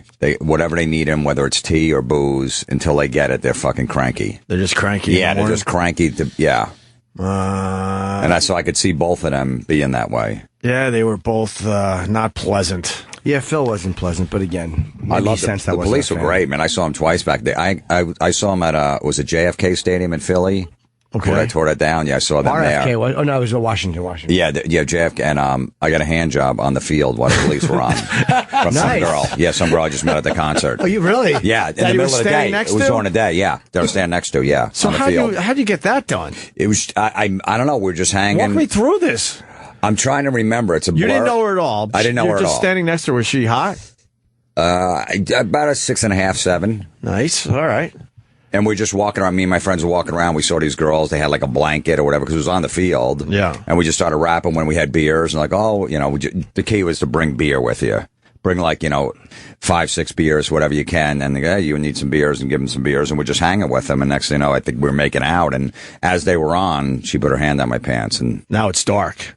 I thought it was during the day, but it must have been dark. But everyone was squished together. So. No, not even that. It wasn't that. They weren't that squished together. Was your hog out for everybody else to see? Yeah, because everyone was looking at the stage, so they're not going to look down like, what's going on over there? The police are playing all the hits. Yeah. It was in their prime, so nobody's, there's a new song. I'm going to go, Do you remember what song you jizzed to? Nah. It might have been it might have been Synchronicity 2. Right. Synchronicity 2. Right. Did it take you a long time to blow a load? No. It's like 3 minutes. That would have to be instant, I'm thinking. Yeah. Go back to that Phil Collins quote. I was getting the set list for the show that Jim got the hand job to. In a statement. All right. So let me. Was it August 20th, 1983? Yeah, it must have been 2 days after my birthday. And I'm trying to think. It was probably in the middle of the show. Okay. So it was probably around Spirits in the Material World, maybe Near Invisible Sun. Could have been Invisible Sun. It's probably a song you weren't really into, so you're looking for something else to do. It didn't matter what song it was. Yeah, but you're not going to do it to Roxanne because you're like, holy fuck, Roxanne. No, you're going to focus on the stage. The hand job's way more important. So it has Would you pull your dick out during Roxanne? I don't care if it was Ozzy doing Diary of a Madman. I've never seen him do before. The hand job comes first. But she might have been a big Police fan, so she might have been picking her spot. So she probably went for a deeper track. If she's jerking off a stranger after a half hour, she's not a big Police fan. Give me the set. I'll tell you what song it was. The internet is the best thing ever, by the way. All right. It's not going to be the star of the show because you're getting to know her. Walking in Your Footsteps could have been the song, but that's only 3 songs in. And then Message in a Bottle, Walking on the Moon. It was definitely a song where everybody was looking at the stage, so it was a popular song. That's the one when you want to do it. When you want to piss in a beer cup because you don't want to get up, do it on a popular song. Don't do it on a new one because everyone's looking around. They're going to see your mule out. It was. You do it on a War Pigs. That's when you can piss in a cup. It was dee-doo-doo, a dee-da-da. That song is fucking It's an awful song. I like that song. It's an awful song. It is? I think it might have been Wrapped Around Your Finger. Huh? That was too slow for someone. But she might have been feeling it at that point. A nice slow number. Maybe. You got whacked off at a police job. You rule. Go back to the Phil Collins thing. Because David Bowie's... all right, so in a statement, Collins addressed rumors that his 6 December Miami show at Genesis Reunion or a 25th... There's an article from last year where he was going to do a show. Thank you. And Phil Collins came out and said, don't get excited, I'm not touring. I will be performing 3 or 4 songs semi-acoustically and maybe one more with my 13-year-old son, Nicholas, on drums. But that's all, he said. I'm not ready to return to the full concert stage this time. Was that when he showed up at his son's school and played a couple songs? It might be. That might have been I think so. That was a big deal. Yeah. That was a big deal. In November, he's releasing two remastered albums. Oh, the remastered album. Yep. Gives a fuck. Yeah, that's not really a story. It's coming out in vinyl. Who cares? But they're saying he's not. I hate that shit. But they're saying he's not going to tour in connection to that. They almost get you every time. I got if you're tricked a big into fan. the remastered stuff, and then I put it on. I'm like, my ears aren't good enough to hear the stupid difference. know. And Why the fuck did I buy this? And something coming out in vinyl is not a story. They're selling a lot of vinyl records. Yeah. Vinyl I hope is all your records big. get scratched. I hope you're at a party and you fucking bump into them. I'm so sick of vinyl. They're big again. They're selling a lot of vinyl records. They can't keep up with the demand. They're trying to build factories fast so they could keep up with the demand. The problem is the record companies are being pigs about it, of course. They're charging like $24.99 or $29.99 for a record. There's no reason for it. You can sell it for $10 and a lot more people would buy it. Well, it's also because it's these younger people, I bet, who never had that experience of opening an album, that smell. That smell of a new record fucking rules. So I get why you would like it if you never had it. I wonder if it has anything to do with the people who are making the records too, because there's only like one place in Russia that makes all the vinyl records now. Oh, really? Yeah. So that's why it also takes a while. I don't like the new vinyl that's a lot thicker than the old style. I like the nice thin You don't stuff. like That 180 shit- gram No, I don't like that at all. audiophile. The thin stuff back when they released the record, that shit still sounds good when you put it on. The newer versions, they put it on 100 gram. I don't like that sound of it. I like the old school. I sucked with albums. I was always scratching mine. I didn't know how to fucking handle it I listen to properly. them now. I got a record player and I got all my old albums from like You would back handle in it the like day. it was dynamite. Do they still sound good? Yeah. They don't sound any different, though. No, it doesn't sound any different. I could plug my iPod in my system and play it from there, and it sounds exactly the same as the vinyl. I don't get tricked into it like, oh, shit, this is vinyl because it's big. But the younger folks, they're into it because it's sort of a retro thing. They got into the Polaroid cameras for a while. Yeah, and all they that re-released crap. all that stuff. And they get off with the Polaroid cameras because they never really had it growing up. Who wants to take up more space with records, though? I don't know. Like, I don't want that. I like the fact that there's no space taken up now. You just fucking download them and you have them. Yeah, I've been throwing away all my CDs. I don't throw have them away. I don't have any of my CDs. I have If all I my feel old like records. Then I'll play I them. actually go to YouTube. If I feel like hearing a song, I just throw it on YouTube. It's good enough quality for me. I don't give a fuck. Yeah, and they're worthless. They're not worth money. You think, oh, the records are worth money? No, they're not. They're worth shit. Well, here it is, guys. Face value. Both sides remastered. All album tracks chosen by Phil. Oh, good. Thank God Available- Phil had a hand in it. Good. This is how they're selling it. Available on double CD, digital download, and 180 gram heavyweight vinyl. CD and download editions feature previously unreleased demos and live versions. Oh, cool. The song's not good enough to make it on the record. That's the ones I want to hear. But if it was Ozzy, you'd be very excited. Nah, not even with Ozzy. His demos. I have a bunch of his demos. Bark at the Moon, Demo 3. They're all right And it's just a sometimes. musical. They're never as fun as you think they're going to be. No. Because it sounds like the song, but it's a little different. It's, Yeah. You're not a fan of the alternate version of a No, song? I don't need it. I don't either. Jimmy Page just did that with all the Zeppelin records. It took him good for him. It took him like 4 years to remaster all this stuff, and all this shit just came out. $30 a record, and that should take a weekend. Why is it taking 4 years to remaster your stuff? Seriously. no, I know, I don't. Yeah, Unless it's alternate versions and stuff. He was trying to figure out which there are ones to- some alternate versions All of right, some so maybe shit that that was took some unreleased. time. Nothing should take 4 years. Right? And I love Zeppelin, but I'm not buying any remastered Zeppelin stuff either. Yeah, you got the original albums. You see the ISIS Halloween display? I did, yeah, in Jersey. But there's nothing wrong with it. The guy was just making a statement and, about ISIS. Now he's got Obama up there? Is that He had Obama originally. I think he took him down. Oh. Yeah, there's an up. Is this the? Yeah, let's play the news story on this. Halloween display in New Jersey creating controversy. Instead of the typical tombstones, ghosts and pumpkins, etc., this one depicts blood, gore, and terrorists. CBS 2's Dave Carlin reports from Butler, where some residents say it's un-American. Many residents of Butler, New Jersey are eager for Halloween. Their windows glowing orange. Oh, that's a really cool way to lead into the story. This home on Cleary Avenue stands out with an extreme theme. It really created a huge uproar. So graphically violent, we can't show you everything. Shut up. The first thing you notice is a machete-wielding mannequin inspired by the atrocities of ISIS. Behind him, a hanging figure meant to be a U.S. soldier. And in this cage, a tortured ISIS captive. I don't support it. I don't think a lot of other neighbors do. The homeowner who created the display is Bill Ducott. Are you trying to freak out the neighborhood? We choose to be on the spookier side of Halloween. Downright terrifying. You know what's scarier than this thing? Real ISIS. This is an anti-ISIS setup here, and in no way is it meant to put down America in any sort of So the way. guy's bad-mouthing ISIS through his thing, and people have a problem with it. Like, it's great. Halloween, you're supposed to scare the shit out of But people. now we're going into people's Halloween costumes. Yeah. Oh, so-and-so wore blackface. That's what fucking Halloween is, you dopes. Or the Caitlyn Jenner thing. Oh, enough already. His name is Bill DeCott. Why doesn't he build a bunk bed or something? Go ahead, play the clip, Urijah.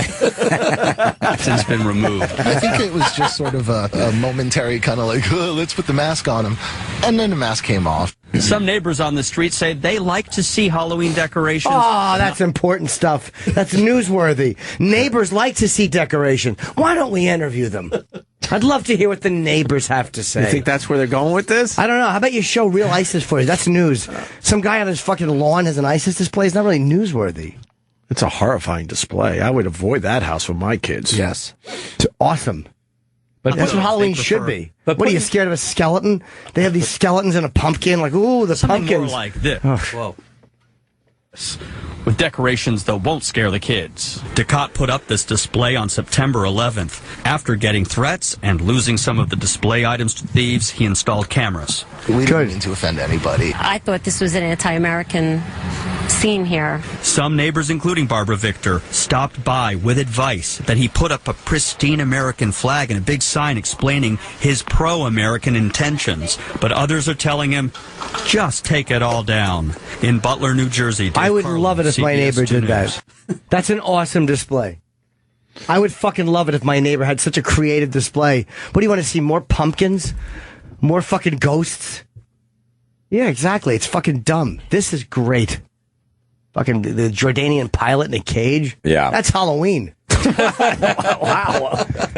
They blurred out some of the body parts in one of the shots, and then they end the piece by showing it unblurred. Of course. Yeah, it's great. But meanwhile, they sell body parts. Right. You know, they'll sell an arm, a leg that you can put outside your house. So what's the difference? So it wasn't ISIS, so that leg's okay, but as long as it's not from ISIS, then it's a problem. It's literally there's hanging soldier boots, and you could tell he's been gutted, and it's just the legs, the torso's gone.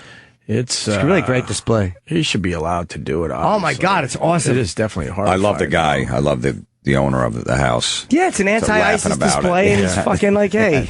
But don't you think if he puts the president's face on that terrorist guy's body, that he's not making such an innocent comment like he's saying he is? Yeah, no, I think he's lying. There was when George Bush was president, there was a million George Bush masks hanging and everything else, and nobody had a problem with it. Oh, did they put him on a terrorist mask? Yeah, see that terrorist guy right there with I thought it was a captive. Okay. No, well, they right there. That was the original. Then they took it down. Yeah, he had Obama. But even that, if that's the political statement he wants to make, who gives a fuck? But then he said, "Oh, we got carried away," and he took it down. Okay. So I think he is sort of backpedaling a little bit. Maybe. Oh, definitely. I mean, stand by it. Yeah. If you're making a statement, that's fine. your statement, then you should just keep Obama's head on there. Then, if that's what you want to tell the people. But he has cameras. Huh? I like he has cameras up there. Instead of taking stuff down, he put cameras in. I want to get technology involved. My fucking Halloween display. I was in a Halloween store yesterday. Why? Because I brought my youngest daughter and her friend in to look for a Halloween costume. And they had the whole rack of Caitlyn Jenner, Bruce Jenner inspired costumes. Oh, good. What do you mean inspired? Well, they're not official.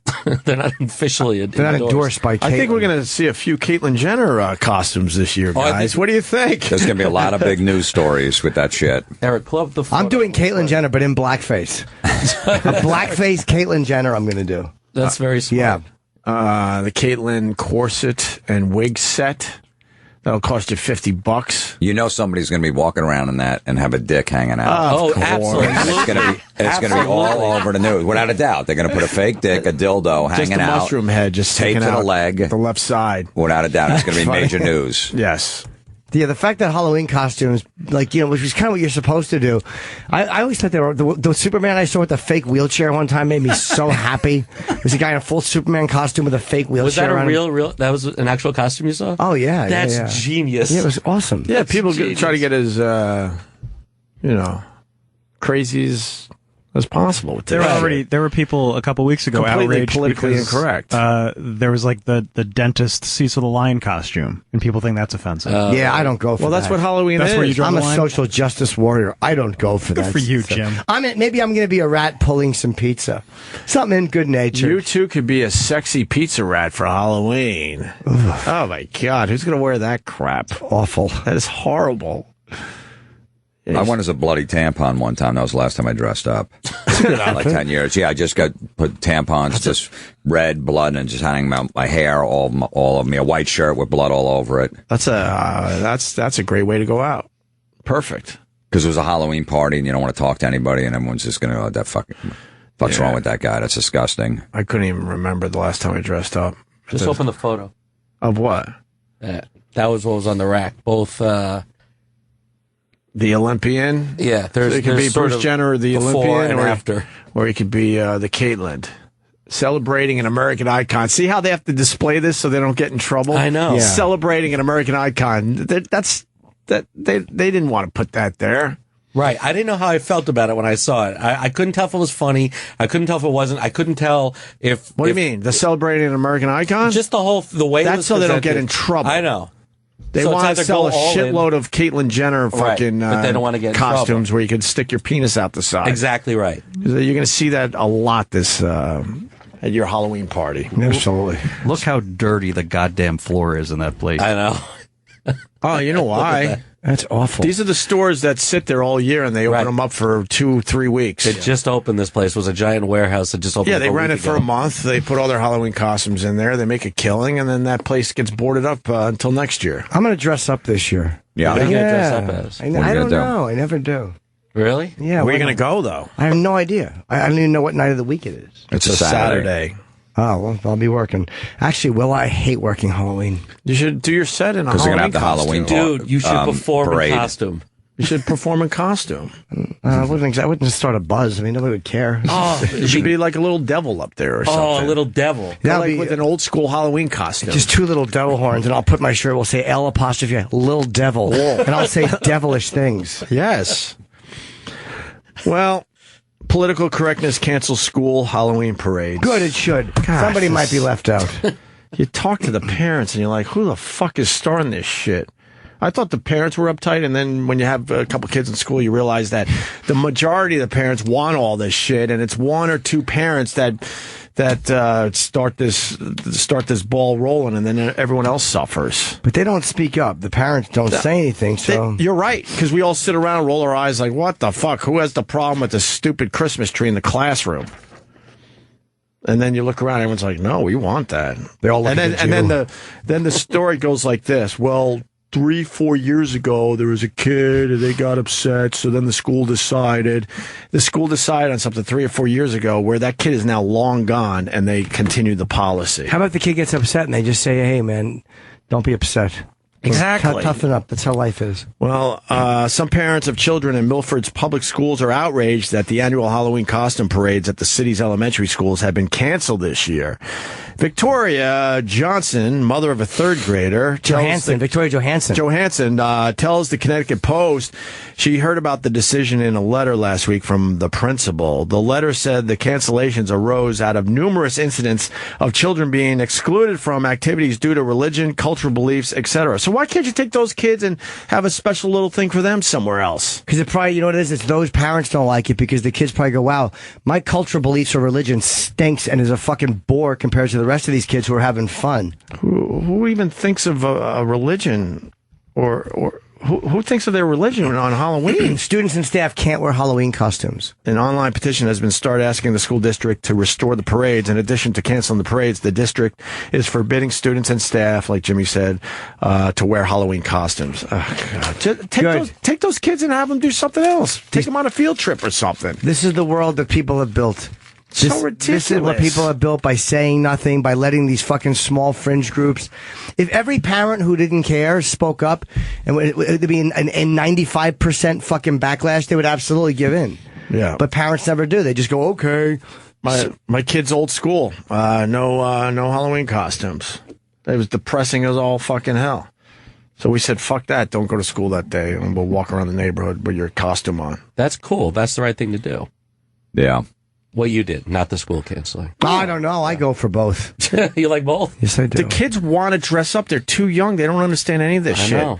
They're 3, 4, 5 years old. They want to wear their costume to class. Who's going to be? Yeah, what kid is going to be offended by that? Who cares if they are? And if somebody is offended, there's got to be better ways to handle it as a school. But what religion prevents you from dressing up? I don't know. Is there? I'm sure. I don't even think of religion when it's Christmas. Yeah. Jehovah's Witnesses. I don't maybe? at this point. Mormons or something. One of those. I don't know. I don't know. It's an extreme minority, and it sets policy for everybody else. That's ridiculous. One of the kids I brought to the Halloween store yesterday, they had a list of rules from the school. No fake guns or knives, which I can sort of understand. Yeah, I understand that. That's fine. No masks. Nothing covering your face or head. Why? I don't know. You can't figure out that's little Johnny. Right. It's like that's not someone who's 4 feet tall is not someone that snuck What, there's in. midget terrorists going into the That's school right. that day? Could be Paul Williams. It could be Paul Williams, an angry Paul Williams. Oh shit! But no mask, no helmet, nothing covering your face or head. How about earmuffs if it's cold? I think that's okay. How about a Zorro mask? No. Oh, I don't know. That's a good question. My first day of school in 4th grade, I had a Darth Vader mask on. I was dressed as Darth Vader because I moved to a new town, and I was going to make new friends. And we had to have a competition. Like somebody leaves the room or whatever, and you have to guess who. And when it was my turn, they all guessed that it was me because I was the new kid and I wasn't there, so they knew. Wait, you had to dress in a costume? No, but everybody did. We all had a little Darth Vader. I had a little mask on. Did you make friends? I did. I went and trick or treated in my old neighborhood though, in Edison. You went back to the old hood? I did, yes. I got my son a Johnny Cash shirt, and it's got a gun on it, and I'm like, I can't even let him wear it to school. Who knows what kind of fucking backlash it's going to be. Well, there was a military kid whose father had served in some branch of the service, and the shirt had boots with a rifle in it, and the school wouldn't let him wear it because it had a rifle promoting violence. There's no fucking common sense. That's what I say. Let's have some common sense. Taking your calls. My 8-year-old daughter came down to the station to visit, and there's a store right next to the garage where we park, and they sold a shirt that says, "Fuck you, you fucking fuck," and she loved it, so I bought it for her, and she wears it to sleep at night, and she wanted to wear it to school, and I said, "You cannot wear a 'fuck you, you fucking fuck' shirt to school." Why not? You're going the other way with this whole thing. I did go the other way. Good. I'm not really helping. A little openness is okay, Yeah. but jeez. You're all in. I'm all in. I thought it was funny. Little 8-year-old girl running around with a shirt saying "fuck you, you fucking fuck." I get it. Yeah, when I met her, it was awkward because you were telling her to curse. Well, she's funny. I'm like, it's so strange. Why are you telling your daughter to curse? Because you would have appreciated what she's funny. She's legitimately funny. All right, let it Can come we out have her naturally. instead? Yeah. You made her perform and told her to curse in front Well, of me. she and I'm like, wanted to. all right. She said. Okay. She said because she's listened to the show. She said, "Can I curse in there?" And I said, "Yes." They would find it funny. Yeah. So I was like, "All right, go ahead. You can." And then she got shy and didn't do it. I don't go for that though. The kids cursing. That's my line. That's too much. Absolutely. We curse in front of our kids, and then I'm like, I don't even care if you. I tell them, Yeah. I don't even care if you curse, but you're going to get in trouble if you do it at school. And I actually don't really want you to do it around the house, but it's not that big of a deal. These dumb words. You should drop N-bombs all the time and act like it's the way to refer to people. That's what I tell them, though. I'm like, I said, look, if you curse at school, I guarantee you're going to get in a lot of trouble, and then we're going to have to do something about that. Yep. But it's just words in the end. That Yeah. you shouldn't use, but, what are you going to do? There's too many songs that my son likes that I've cursed in. And I'm like, all right, just don't do it in school and don't sing them out loud or whatever. Whenever there's a curse word, just substitute it and say Jews. I didn't think about that. Oh, the Halloween Whopper in green poop is now a costume. The black Whopper that everyone's talking about that makes your poo turn green. Now you could dress like that. You could dress like green poo. That's just stupid. Oh, look at and that. the black Whopper, that's stupid. Oh, it's like a couple's costume. One wears one, and the other wears the green poop. Yeah. It doesn't even look like shit, though. It's not a good costume. Looks like an elf in a weird way. I don't know what it looks like. Well, it looks like the lady has a green, a green mythical creature. Yeah. Well, she should spray herself with that stuff, that liquid ass that we used to have fun with. She's a It's the fairy. greatest stuff ever. The liquid ass? We would just throw it on people at concerts. It's brutal. Yeah, wear that and then spray yourself with the liquid ass. Then you got a costume. And that the liquid ass was even better than the stink bombs. Oh, my God. Oh, God, liquid ass rules. Remember we used to drop the stink bombs in the clubs? You used to drop them in the clubs. I was always too embarrassed, and I would always laugh. And you would just talk to people about how gross it was. Like, I can't believe the guy did that. we put them on the dance floor at clubs. Like we were on the road. There's a dance club next door or whatever. Yeah. We'd bring the stink bombs, the glass ones, and we just put them on the dance floor, and we'd wait for someone as they were dancing to step on it. And then it would take about 15 seconds for the whole dance floor to clear. Oh, God. And you'd see people clear? Absolutely. That's wonderful. Or we just drop them like simultaneous, like terrorists. One was over there, one was on this side of the dance floor, like 3 different exits. Yeah. And just drop them and wait about 10 seconds and just ruin everybody's good time. That's nice. Look, if you're dancing a celebration, you got to get off the dance floor. You have to? Yeah. Positive? Yeah. Paradise by the Dashboard Light. That shit. Get off. Not a fan of that song? It makes everyone happy. No, the song is fine. I like the song. It's a fun song. It makes everyone happy. I don't like when the guys happy. and girls sing it to each other. You don't like it? You don't like that? No, that annoys me. Stop right there. All the girls on one side. Yeah. I don't go for that. You don't? No? No. I don't like that. You don't like it either. You're just what? No, it's a great song. Yeah, I know. Yeah, because I know when you go. I know when you go to a wedding, you get up with your wife and you dance when that comes on. Well, no. No. It's a shitty song. Are you the type of guy to get up? I don't dance. You don't. I slow dance. Right, and when I just celebration press my is delicious usually... dick into whoever I'm slow dancing with. I love to slow dance, fill up. I'll get caught. Just a friend of the family, and they're uncomfortable with my hard cock against their thighs. They won't say anything. Wow. Oh, I might dance for a couple songs, and I'm like, all right, did everyone get their laugh? Now I'm going to go sit down again. Maybe I'll do 2 songs. So you're not the type of guy to get up for celebration, because that's usually the first one. Brick House? Fucking no. No, what happens is you go out for the slow number, and then all of a sudden they break into, if it is celebration or something, then you're stuck out there. So then you fucking make it good for 1 or 2 songs. I don't even think I make the second song. And then I walk off the dance floor and let the broads dance. You got to go when it's packed so nobody can actually see how bad you are. Yeah. Go out there when there's a lot of people. I danced recently in a club. I'm not even that. What do you mean recently? 3 months, maybe 4 months ago. You were dancing in a club? Yeah, I was out with a young lady. And she wanted to fucking dance, and I was like, okay. Yeah, sometimes you got to take the bullet and do it. I dance. Yeah. I dance all right. Well, as long as you know that Keith Robinson, Rich Voss, and Colin are not at the edge of that dance floor watching you, there's no way you would have went out there. The girl goes, come on. Yeah, no, I wouldn't have. Because you wouldn't hear what they were saying. You would just see their fucking laughter. Yep. Yeah, no, that'd be bad news. That'd be embarrassing. Before stink bombs, there was this stuff called Few. It was in a can. It smelled like cow shit. Yep. And we used to spray it in the dance clubs just to annoy everybody. And I remember wearing a sports jacket to this dance club one time because we used to wear them, like Miami Vice. We thought we were cool. We weren't getting laid. And I had it in the inside of my pocket. And I had the cap off, and I met this girl, and I started dancing with her.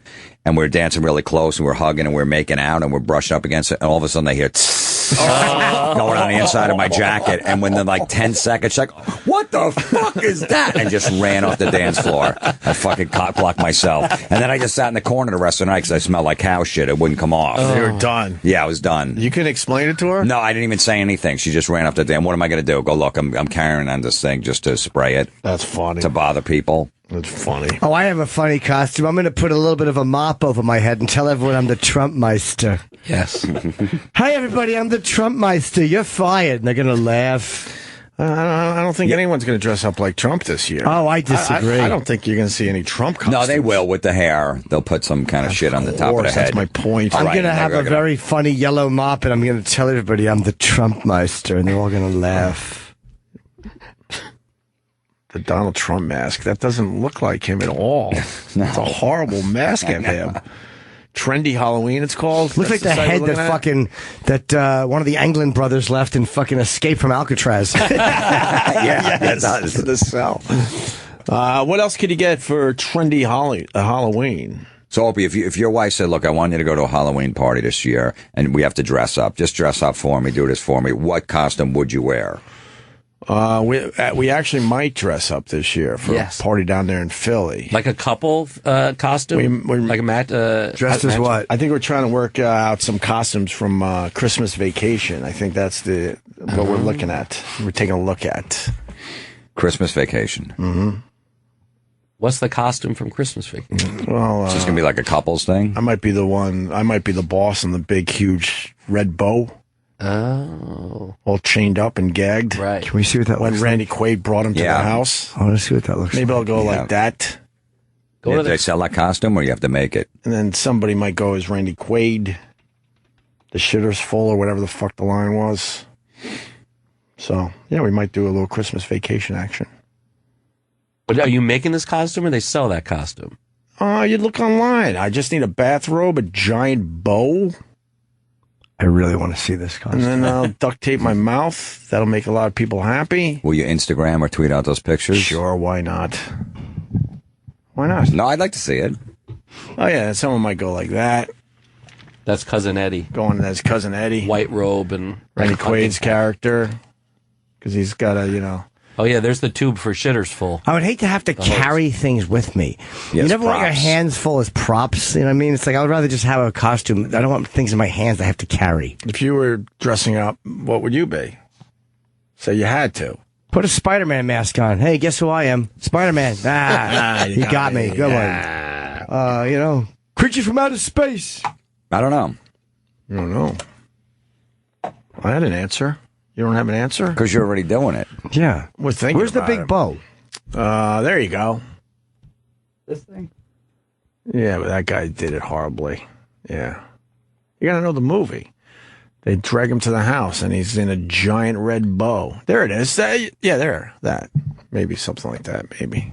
So you'd have the robe and the duct tape and the red bow.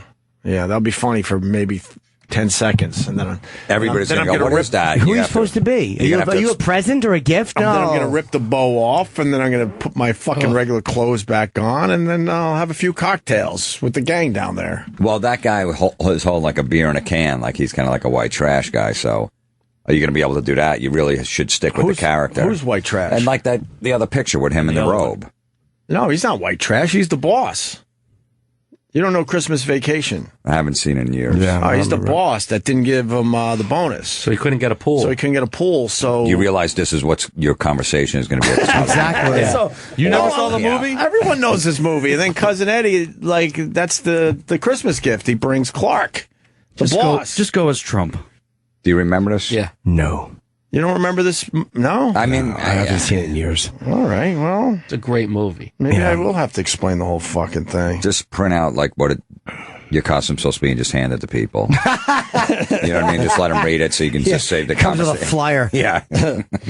You should just go as Randy Quaid now. Did you see the photos from over the weekend? Oh, I'm tired of Randy Quaid. I always hated him. You did? Yes, I never enjoyed his films. Oh, he's a great actor. He is a great actor, but I still never enjoyed the roles he took. He's wacky. What about he Cousin ruined Eddie? Independence Day. All right, Yeah. he was in Independence Day. So what? He went to Canada and then he was trying to sneak back in? Yeah. Or is he from Canada? What's his deal? No, He was living in Canada for years. Yeah. And then decided he wanted back into the U.S. finally? Yeah, he didn't try to sneak back in. He was trying to cross the border. He's just an asshole. Because Canada granted his wife asylum, I believe. Asylum for what? They were they were squatting. They were right? squatting in a house they used to own in California, so they were charged with vandalism. Oh, why'd they lose their house? I don't know. Have you seen these people? They He don't made money, man. He's an actor. He wasn't some fucking.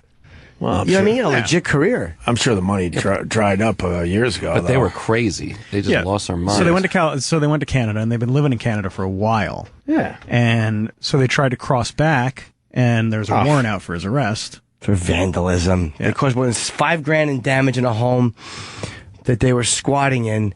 They missed several court dates. Oh, okay. And they had a nationwide arrest warrant, so they went to Canada. He was eventually denied permanent residency. And I wonder why she got citizenship. She's Canadian. That would be why. Yep. Okay. I think she was born there, yeah. I wonder why they were coming back. I don't know. E-Rock came into the studio because he dressed as Cousin Eddie. When? Last year? 3 years ago. 3 years ago. So you know the costume? Did anyone know No, he who dressed you were? as the Yeah, sent it out as my Christmas card. But did you have to do a lot of explaining at the Halloween party? Everyone knew what it was. Show the picture. No, that people would know that one. I'm surprised you don't know that movie that well. Yeah, that's okay. That's an all right costume. Yeah, E-Rock, I wouldn't recognize What are you it. holding in your hand? It's big and it's black. It's called the costume is called wishful thinking. No, the other hand. The other one. It's the hose. That's the hose from the trailer that he's emptying into the sewer. Because the shitter is full. The shitter is full. Clark looks out his window and there's Cousin Eddie emptying his shitter. into the sewers in front of his house. And that comes it's a very into, famous scene. And that comes into play later in the film. Oh, boy, does it. I don't want to ruin anything, but that comes into play later in the You're not going to ruin it. I'm not going back to watch it. So you did Cousin Eddie. Yeah. Everyone liked it? They got it right away? Yeah, everyone got it. It seems like a popular costume. Now I'm seeing it all over the place. All right. Well, just think of me and Jim when you're at that party and everyone's asking you, what is it? Wait, what is it? Oh, I think I kind of remember that. I'll have a full report. It's the first time I'm dressing up in many. You should do Elf. Oh, no, I did Scooby-Doo once for my kid. No, you got it. When there's a kid involved, you got to do it. That was about 3 years ago. I was Scooby-Doo. Yeah. You should dress up as the Black Whopper and the Green No, I'm not Duty. doing that. Everyone will love it. That's It'll be stupid. hilarious. That one you would have to explain. Everybody will laugh. Everyone knows Green it. Duty on the beach. I'm going to have a costume that blows everyone away this year. What is it? I'm not telling you, because you'll steal it. I won't steal it. I just want to know what it is. Yeah, tell us. It's going to blow everyone away. You know what it is already? I have an idea. Can you give us an area? No. But we're not going to see you. Halloween's on a Saturday. You're It'll going to be come in Friday? legendary. You'll know. Is it a superhero? I'm telling you. You're going to take a Saturday night off to wear a costume. And where are you going to go with this? It's going to be epic. You're going to trick or treat? Everywhere. No, my whole. I should trick or treat, but then tell them my Whole30 diet restrictions. To be a buzzkill. All right. Actually, that is another thing. When you go trick or treating, if your kid has a peanut allergy, they sometimes make you post signs in front of your houses. Yeah, but that stuff was made up. We didn't have kids with peanut allergies growing up. But like in some That's made up shit, right? I don't know what it is. I never heard of think it is. What kids were dying that they blamed other shit on? You think? Yeah, there's probably something going on. We had the asthma kids, so those were the peanut kids? Maybe, yeah. They just updated and said, oh, it's peanuts. No, we have one in our family that has the peanut allergy. And is it real? Oh, Christ. They're constantly taking food out of his mouth because they go into panic mode because there might be a pine nut in it. But we had a party over the weekend, and there was some kind of, what was it? It was spinach. And he's eating the spinach, which is amazing because he's only 5 or 6 years old. And then all of a sudden the parent was panicking because, like, oh, my God, I think there's pine nuts in the spinach. They should ask. Well, I mean, the party was catered. I don't know if there was pine nuts in the spinach. So they were scooping the food out of his mouth like they went into panic mode. So I know that nut thing is actually a real thing. So you blew my costume idea. That's the epic costume idea I was going to do, and now I can't do it. What? Pine nut? I was going to go, like, dressed as a giant plate, and I was going to individually glue thousands of peanuts on me. And I was going to go as every parent with a child who has a peanut allergy's worst nightmare. That's a long costume. That's a long name for a costume. Yes. And they were going to be real peanuts, though, so I would, in a way, be the worst nightmare of anybody who has a nut allergy. I like it. And the parents would make you stay away from the kids, which they should to begin with, whether you have the costume on or not. Yeah, that's going to be a very good costume. It's going to be epic. They're going to be talking about it all over the village. What are you supposed to be? I'm the parent of any child who has a peanut allergy's worst nightmare. These are individual peanuts. How'd you get them to stay on there? I glued them. Painstaking. It took me 3 months. 3 months to prepare this costume for your amusement. So you only have a couple hundred nuts to glue in your costume set. I'm going to do now more than that, from head to toe. Speaking of this party over the weekend, so we got leftover, actually they're like gourmet cupcakes, really nice. We have about a dozen left over. Can't bring them to school. Kids aren't allowed to bring any baked goods to the school. Why? Because I guess the peanut allergy. But if you don't put anything... I guess they don't want to take your word for it. What school wants to take that chance? You know why schools do that? Because parents sued them. So schools have learned, like, unless we want to pay legal bills because some fucking parent is going to sue us, fuck it. Remember when we were growing up, the kids were always bringing in stuff? Yeah. Fresh baked cookies. Every day it was some nice treat that some mom made and said, here, bring this in today. Maybe we'll make some friends. My mother always made awful cupcakes. No one liked them. Yeah. Melba toast with a cunt hair on it. Nobody enjoyed her Melba toast with a cunt hair. She didn't like that? No, I liked it. It was Melba toast with a cunt hair. God, there would actually just be a piece of Melba toast with a little margarine and an actual cunt hair in the middle. And none of the kids. Did you bring them all back home, or did you just eat them all? No, I would just give them out. I wouldn't tell people what it was. And they'd be like, oh, no, this isn't the Melba toast with a cunt hair treat. I'd be like, yes, indeed it is. Was the cunt hair gray or was it black? It was black at first. By the time I was a junior in high school, it was gray.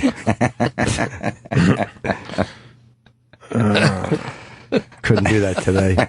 No, you cannot. No, you can't That sounds get like away a with very that today. dry treat. No, that was margarine. Some kids, some margarine in Yes. there. Then it was, Yeah. can't believe it's not butter for some health kid's reasons. going to have a cunt hair allergy. No, you can't eat it. Or recognize the taste. Oh, no.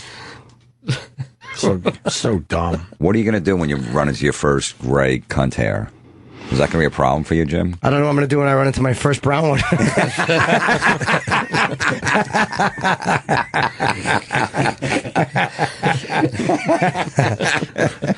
Wow. With that, Jim Florentine's going to be at New Hope Cinema, New Hope, Minnesota, Friday and Saturday night. And you also want to pump the St. Louis gig at the Funny Bone, right? Yeah, November 19th through 21. And then me and Don Jameson, November 28th, one night, Laugh It Up Comedy Club in Poughkeepsie, New York. And there's a whole bunch of other places you're playing in between those two dates. So go to jimflorentine.com. I see a Buffalo date here. Nice. The Waiting Room. Yeah, November me, 13th. Jameson, and Trunk. We do these live, that metal shows. The Waiting Room Buffalo, November 13th. What's happening with that show? Do you know yet? Are you guys still shopping around? I don't know. What, it's done on MTV too? VH1 Classic. I mean, VH1 Classic? Everything's in disarray. Viacom had huge cuts. Yep. Really? Everybody got fired.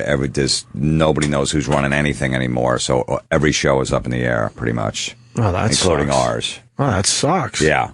Well, I mean, we're on since 2008. So Oh, you had a great run. if it's gone, that's 7 years being on the air. We did 140 episodes. Oh, wow. You did 140 episodes? Yeah. Wow. Yeah. All right. And Jimmy's got a couple things. Yes, Albany coming up in 2 weeks at that little club. And then Charlotte and a bunch of Erie. First time in Erie. I could feel the buzz has started on Twitter already about my Erie appearance. Yeah, I got a tweet about 35 minutes ago. Guys like, I'm coming. Is there a hashtag for the event? Yeah, Jim's first time in Erie. All lowercase letters.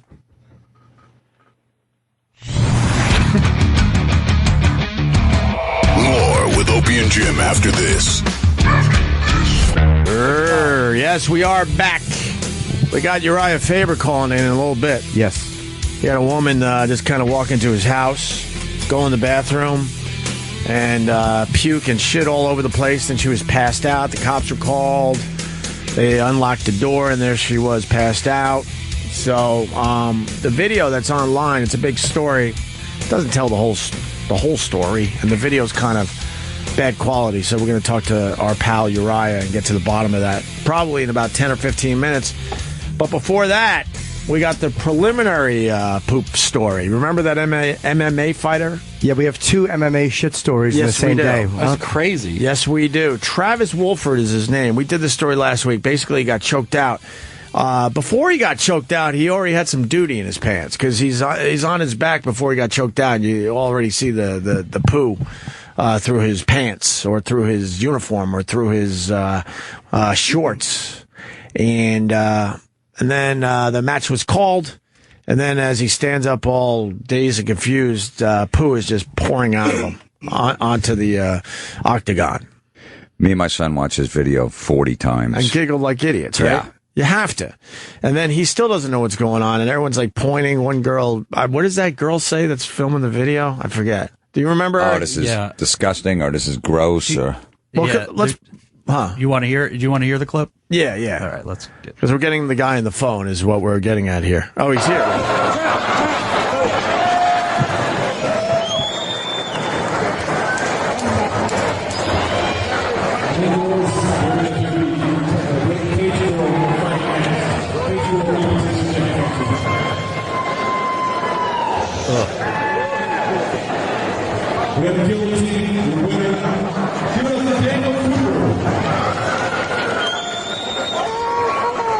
Wow. The ref's like, I'm not dealing with this. Oh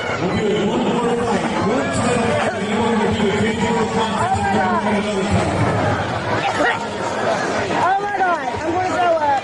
That's what it was. All right. God, You women can stop ruin it. everything. Because it's a visual. She goes, oh my God, I'm going to throw up. Oh my God.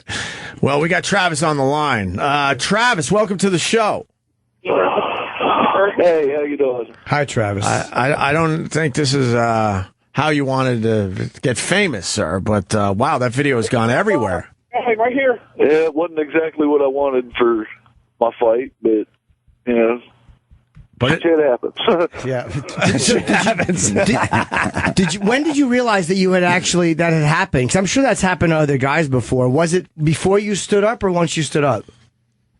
It was before I stood up. That's actually the reason I had tapped on the guy's arm when he rolled me over, because I didn't want to get it on him. See, that's where you and I differ. That's the first thing I would have done is tried to get it on him, because you probably would have won the fight. Yes. No, true, but that's just bad sportsmanship. So when he had you on the ground, that's when you started shitting, when he was pounding on you? That's when you felt it coming out? Actually, I felt it starting when he kicked me in the gut. Oh, wow. Were you a little sick going into the match? No, not really. It's just... So this guy basically kicked the shit out of you. Going. Yeah, basically. Wow.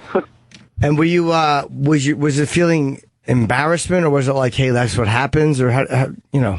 Well, at first I was a little embarrassed, but afterwards it was like, you know what, 2,000 people just seen it. Oh well, there's no point in hiding it. Well, now it's millions. Millions have seen Did you know that could be some video? You're thinking, oh man, I hope someone didn't video and that gets on the internet. Oh, I knew it would. The way social media is today, I knew even if the promoters didn't video it, somebody there had a video going. So what happened for the rest of the fight, the rest of the night? Because they have to clean that up, and were guys still... Because who's going to want to have their face pushed into that on the mat? Sure, they cleaned it up well. They had... somebody got into the ring and actually cleaned it up before the next fight. There was only one fight after 9. I'm sure it was fine at that point. 2 guys that refused to wrestle. 2 guys both just throwing kicks and standing up. Yeah, pretty much. How long you been fighting? Well, that was actually my first cage fight. Oh, wow. What a hell of a start. Well, you got it out of the way. Yeah. You got it out of the way. And got the embarrassing part out of the way. I'm ready to fight again. You are, right? You're going to do it again? Oh, yes. I'll be fighting again November 13th in Summersville. And your opponent's going to be a little nervous. Well, you know, hey, if it makes him nervous, oh, well, that just means he won't want to go to the ground with me. And when you stood up and you were all dazed, you knew the poo was just falling out of you at that point? Yeah, pretty much. And everyone was just pointing, and then you had to walk all the way back to the locker room. What were they saying to you? What was the crowd saying when you were walking back? Actually, they were all just kind of moving away from me. Nobody was really saying anything. How did all of them know it at the same time? Honestly... I think all it takes is one person up close to go, oh my God, he shit himself, and then I think the word gets around quickly. Yeah, that's pretty much how it happened. You know, wait, holy shit, what weight class are you? I'm heavyweight. Okay.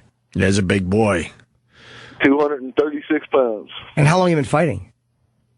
Well, I boxed a little bit in the Army, but, I mean, I haven't really done much with my fighting up until this fight that I had that the video went viral on. You know what I was going to say is what you should have done, and it's easy to say Monday morning quarterback, is lay there on the ground and tell the ref, get me a stretcher.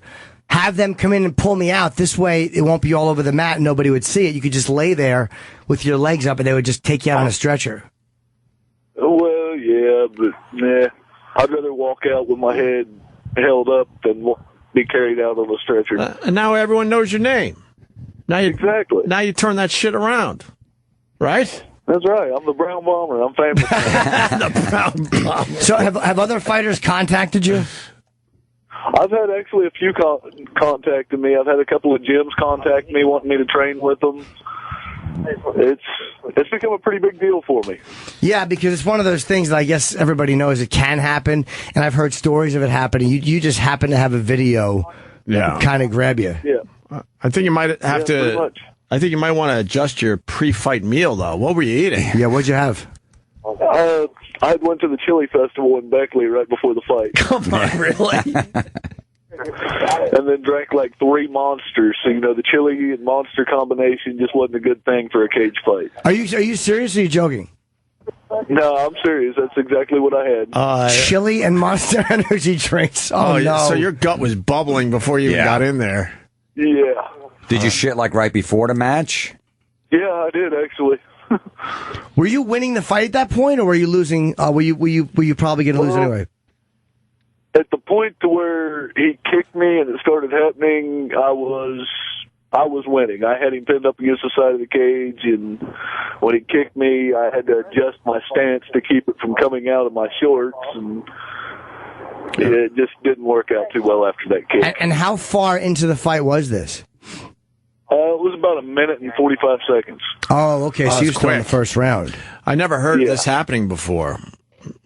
Well, I boxed a little bit in the Army, and I'd seen it happen in boxing and stuff before. What, when guys got knocked out? In MMA before, and it just never actually came out of the shorts because they mostly wear tight shorts. Right.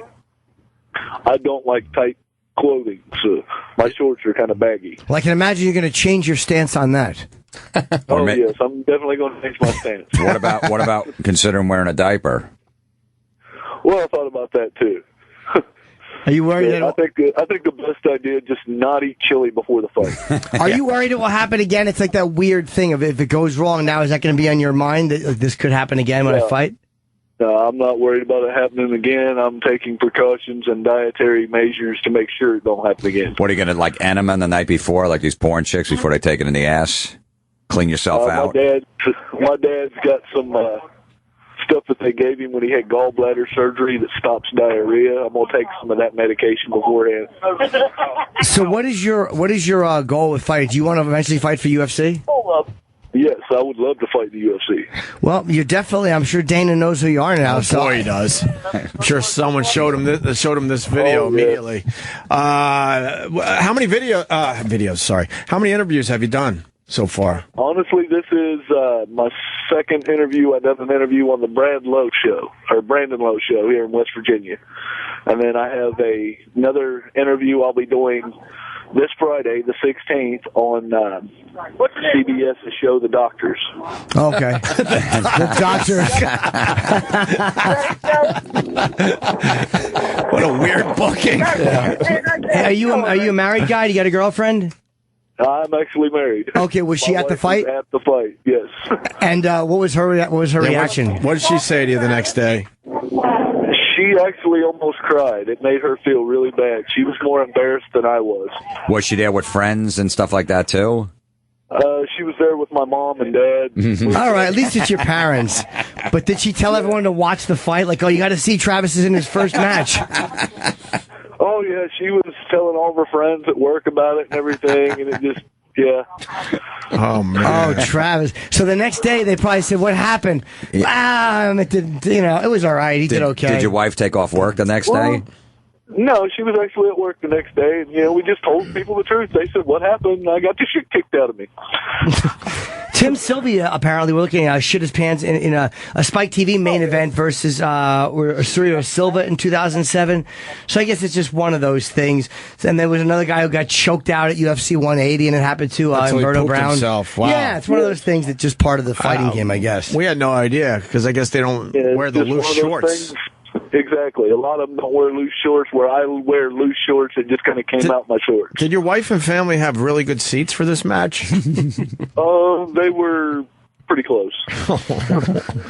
Wow. God, that's amazing. Well, at least because of all this, I've become an international celebrity, and I'm now the main event at the fight November 13th in Summersville. That's awesome, dude. Hey, look, you take it and you fucking run with it, whatever it is. Because if you start winning fights, no one's going to care. Yeah, you earned that position. You should own it. Just own it now. Exactly. That's what I told the promoter, Chris. I said, hey, man, it's not no big deal to me. I'm just here to do this, and shit happens. Let's get back in here and do it again.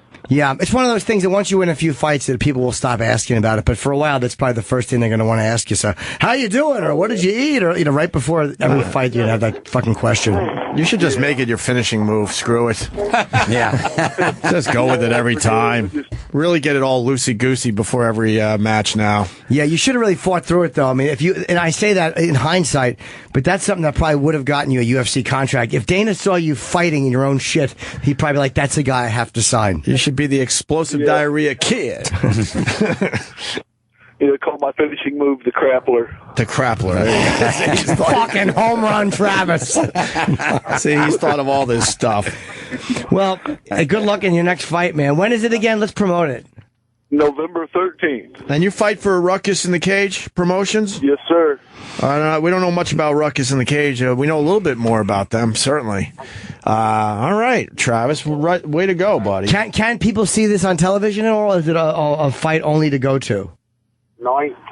Actually, I'm really not sure about being able to see it on TV. I'm sure you could get a hold of Chris Smith at ruckusinthecage.com and be able to find out whether or not you'd be able to see it on TV. Well, but I know it is a live fight. You can get tickets online or at the fight. And where is the It's fight? in Somerville, West Virginia. Okay. Somersville, West Virginia, November 13th. Fights start at 7:30. All right. I would imagine you could see it online a little bit, maybe, or certainly your fight will make it online just to see what happened to you in your next fight after you pooped your pants. This seems like it's a smaller. Yeah, of course. It seems like a smaller. Like these promo shots, like guys in like a guy in like a regular shirt, another guy in a tank top, like taking a selfie. Like these guys, like regular guys fighting, which is kind of cool. Yeah. It's not like going out and finding professional MMA fighters. This is a way for amateur fighters like me to be able to step up and bring up our name and be able to become professional fighters. Yeah, possibly get it to a bigger, a better position, I should say. Yeah. And then there's Kelly Stout and Cora Kennedy, two really hot girls fighting. That Cora Kennedy is rather lovely. I would love to go to an amateur fight. I've never seen one. I would imagine it'd be a blast. You guys are probably all fighting for a contract. Some of them are, yes. I mean, they got a lot of amateurs in it, but they do have actual semi-pro fighters, too, that are fighting for contracts. How long were you in the Army for? I was in the Army for 2.5 years. Did you see any time overseas, or did you stay in the States? Yes, I actually was in Iraq from October of 2005 to November of 2006. Damn.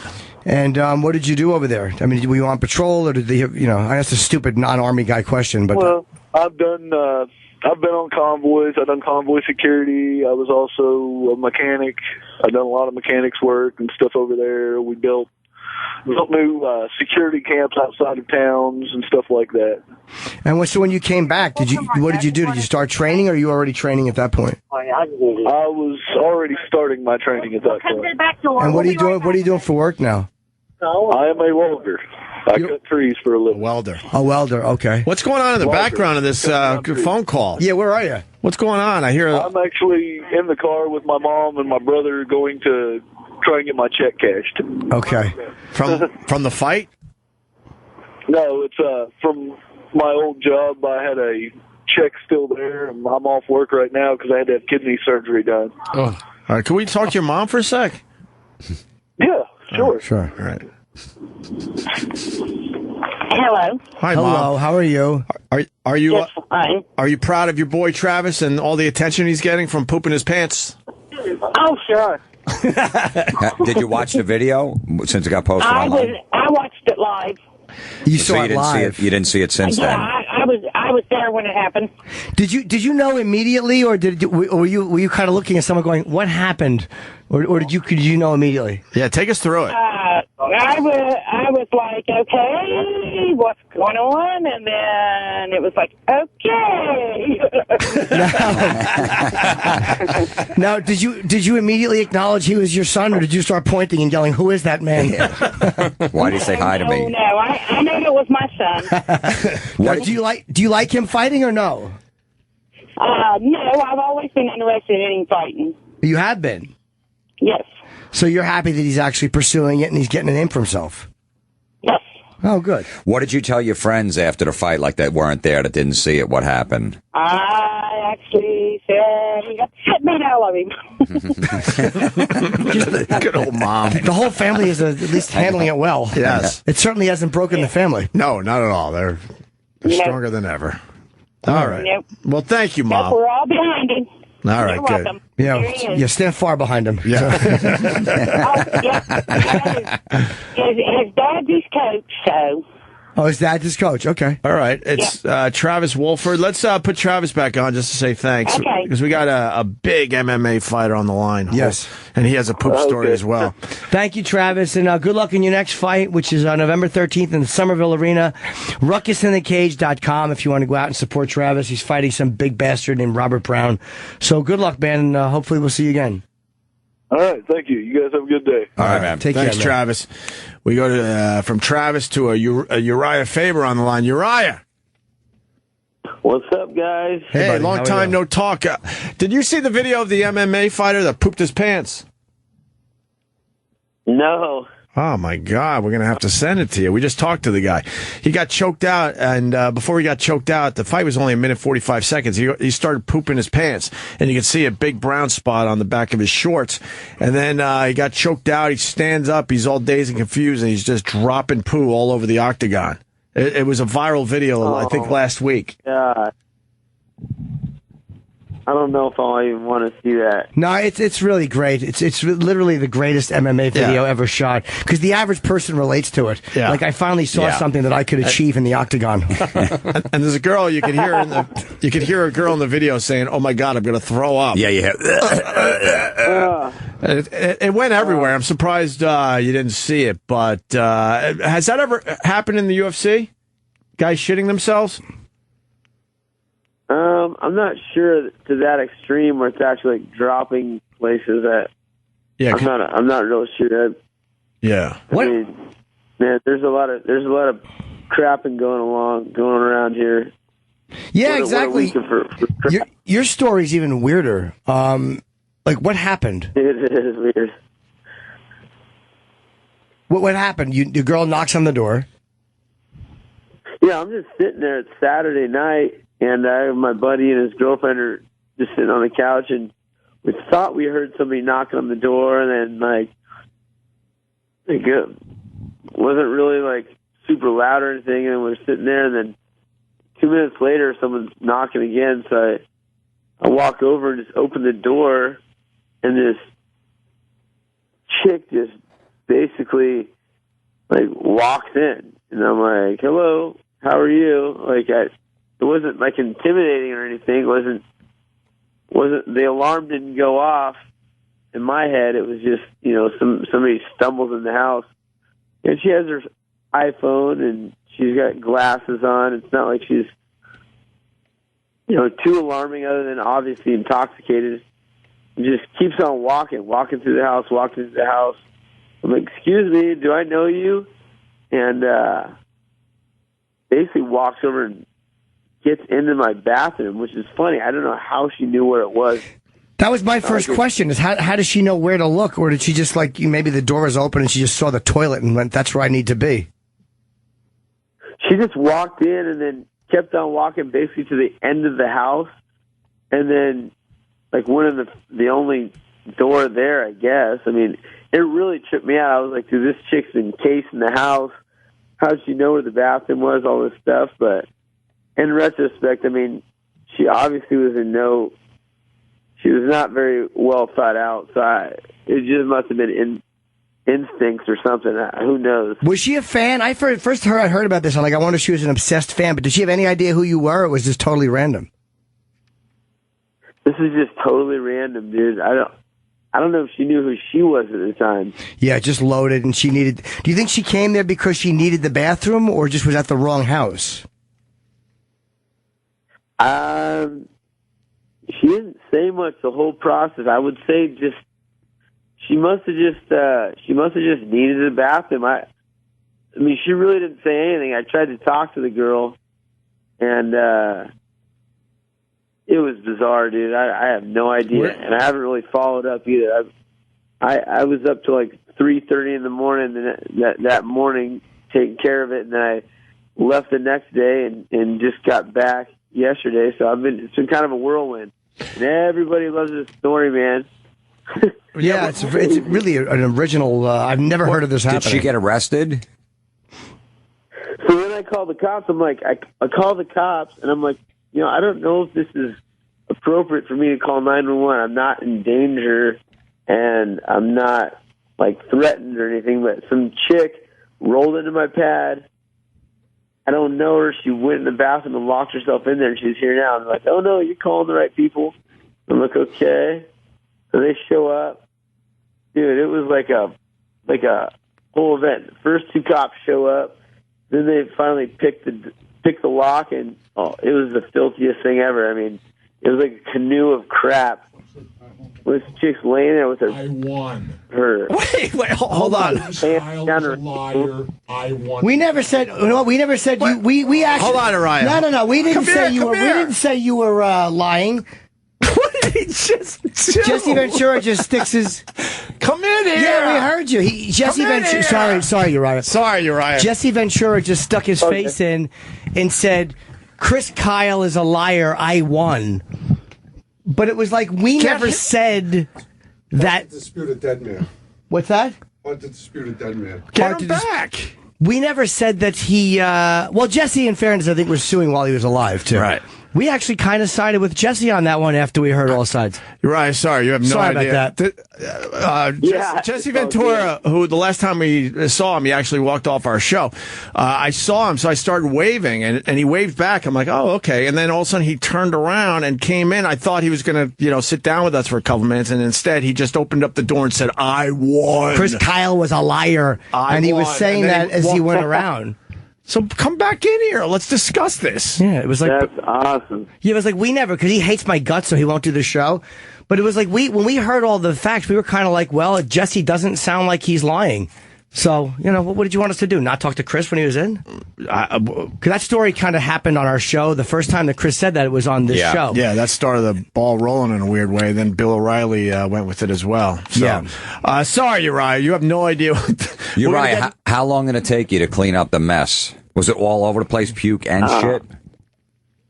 Yeah, so there's like a canoe of shit. I mean, basically, her thighs are together and her pants are down, and she's in a pile of vomit and crapped herself. So then everybody shows up. I mean, we got the 2 fire trucks, an ambulance, and another set of cops, and I'm like, this really friggin' happened right now, dude. It was the most bizarre thing ever. So it took me a couple hours because first off, I was trying to think if there was anyone I could call, if there's any 3 a.m. cleaning service, but I just had to pony up, roll up my pants, and clean this thing up, man. It was pretty nasty. And people still don't know who she is? I haven't really taken much time to do the research. Well, now that this story's gone everywhere, though, you got to assume people want to know who this woman was. Was she hot? Did you feel like maybe she was somebody in your house knew who she was? Absolutely not. I mean, you didn't think she was here to see somebody when she walked in? Like you immediately knew you had that she was not there for anyone you knew? I was just confused in general. Like, I mean, she had such a relaxed look on her face. She just looked. I mean, I opened the door and she looked at me. I mean, and just walked in like she belonged there. And I'm like, hello? But I know I didn't know her. But it was not attractive at all. I mean, if you watch the video, I put it on my Snapchat. I documented the whole thing. That's how everybody kind of found out.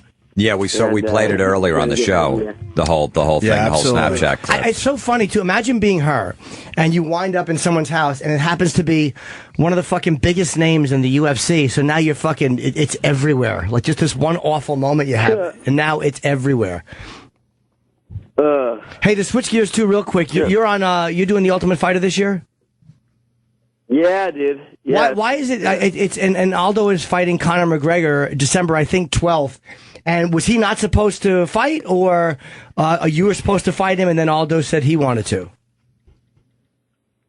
I don't know what the deal is. There was a possibility that McGregor and I could fight, but I think maybe Aldo doesn't speak English, and I think Conor, he's a big personality. He'd probably swallow up most people on the opposite side of coaching with him. So,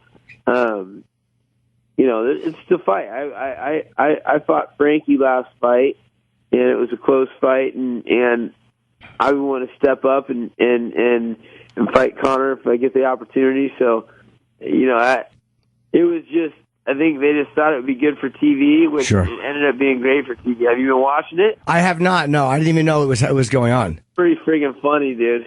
Hey, how good do you think he really is as good as? I was impressed the way he beat Chad Mendes, but Chad only trained for 2 weeks, so he didn't have a full camp. Yeah, he trained for 2 weeks. He also broke his foot 5 days into that 2 weeks. Oh. And then he broke his thumb a minute and a half in. So I mean, it wasn't a fair showing, but Connor's good. Yeah, he's real good. His stand up especially is really good. He's big for the weight class. I mean, I think we saw his grappling is not the greatest, but I mean, he could take a beating. He's got a big old melon head. He took a beating and has that championship mentality. So he's a tough guy. I mean, I don't think he's like I said, his ground game. I saw some holes for sure, but he's very good, man. He's deserving of whatever he's got. That's for sure. Yeah. Hey, getting back to that girl pooping and vomiting. So they just let her go at the end, even though you had the fire department there and the police? No, they took her out on a damn stretcher. So first off, I'm like, I mean, it was reeking. It was bad. Sure. So I'm like demanding. I'm like, dude, I do not want her walking back to my house. She actually got up, pulled her pants up, and went out the back door, which is like 3 steps away. Yeah. And then they're trying to question the girl, and she's not giving any information. She's, her details are close to her sleeve, and then they bring her out on a stretcher, take her to the hospital, and I haven't checked up. Well, I mean, that must have stunk up the ambulance, dude. Yeah, I don't know. It's just weird that no one knows her identity still. Really strange. I mean, if I were her, I wouldn't want anyone knowing my identity either. Yeah, but I mean, I don't think she has a choice now that. Wrong on accident. Well, I don't think she has a choice because she sort of broke into your house technically. Yep. And then the cops and the. I didn't want. Huh? I didn't want to press charges like. Yeah. I mean, I could maybe send her a cleaning bill or something, but most of the time, if you're a decent person and you did something like this that obviously was not cool, you maybe want to go and apologize later, but I don't think that's the scenario when you actually crap yourself and vomit everywhere. Yeah, she probably doesn't remember it. Sure. Are you afraid that you might come back to the house at some point? With another load. Oh, yeah, I was thinking this would be a great thing to do, like to hire someone. Like if you have someone you don't like, you could hire this girl or one of her friends to cruise through and just like break into people's house and crap everywhere. I mean, what a great practical joke, or I don't know. I'd actually hire her to show up at my house. My business mind was kicking. All right. Hey, we got a question coming in. Let me say hi to Bishop in Chicago. Go ahead, Bishop. Good morning. Good morning. I'm talking to you, Uriah. Just wanted to ask you about Dillashaw leaving camp, going to Colorado, and if you're interested in facing him in the cage finally. Yeah, that all took me by surprise. This is all along the same week where the crapping happened. So, yeah, it is what it is. At this point, I mean, I don't really have a reason not to fight him other than we've been friends for a long time. But now, I mean, before it was like we're on the same team, so we're not now. So I think that's something that I got to say yes to at this point. So when he left, I mean, was it on bad terms? Are you guys still cool, or just kind of edgy? I mean, it was kind of similar to the drunken poop lady. Just like kind of took me by surprise.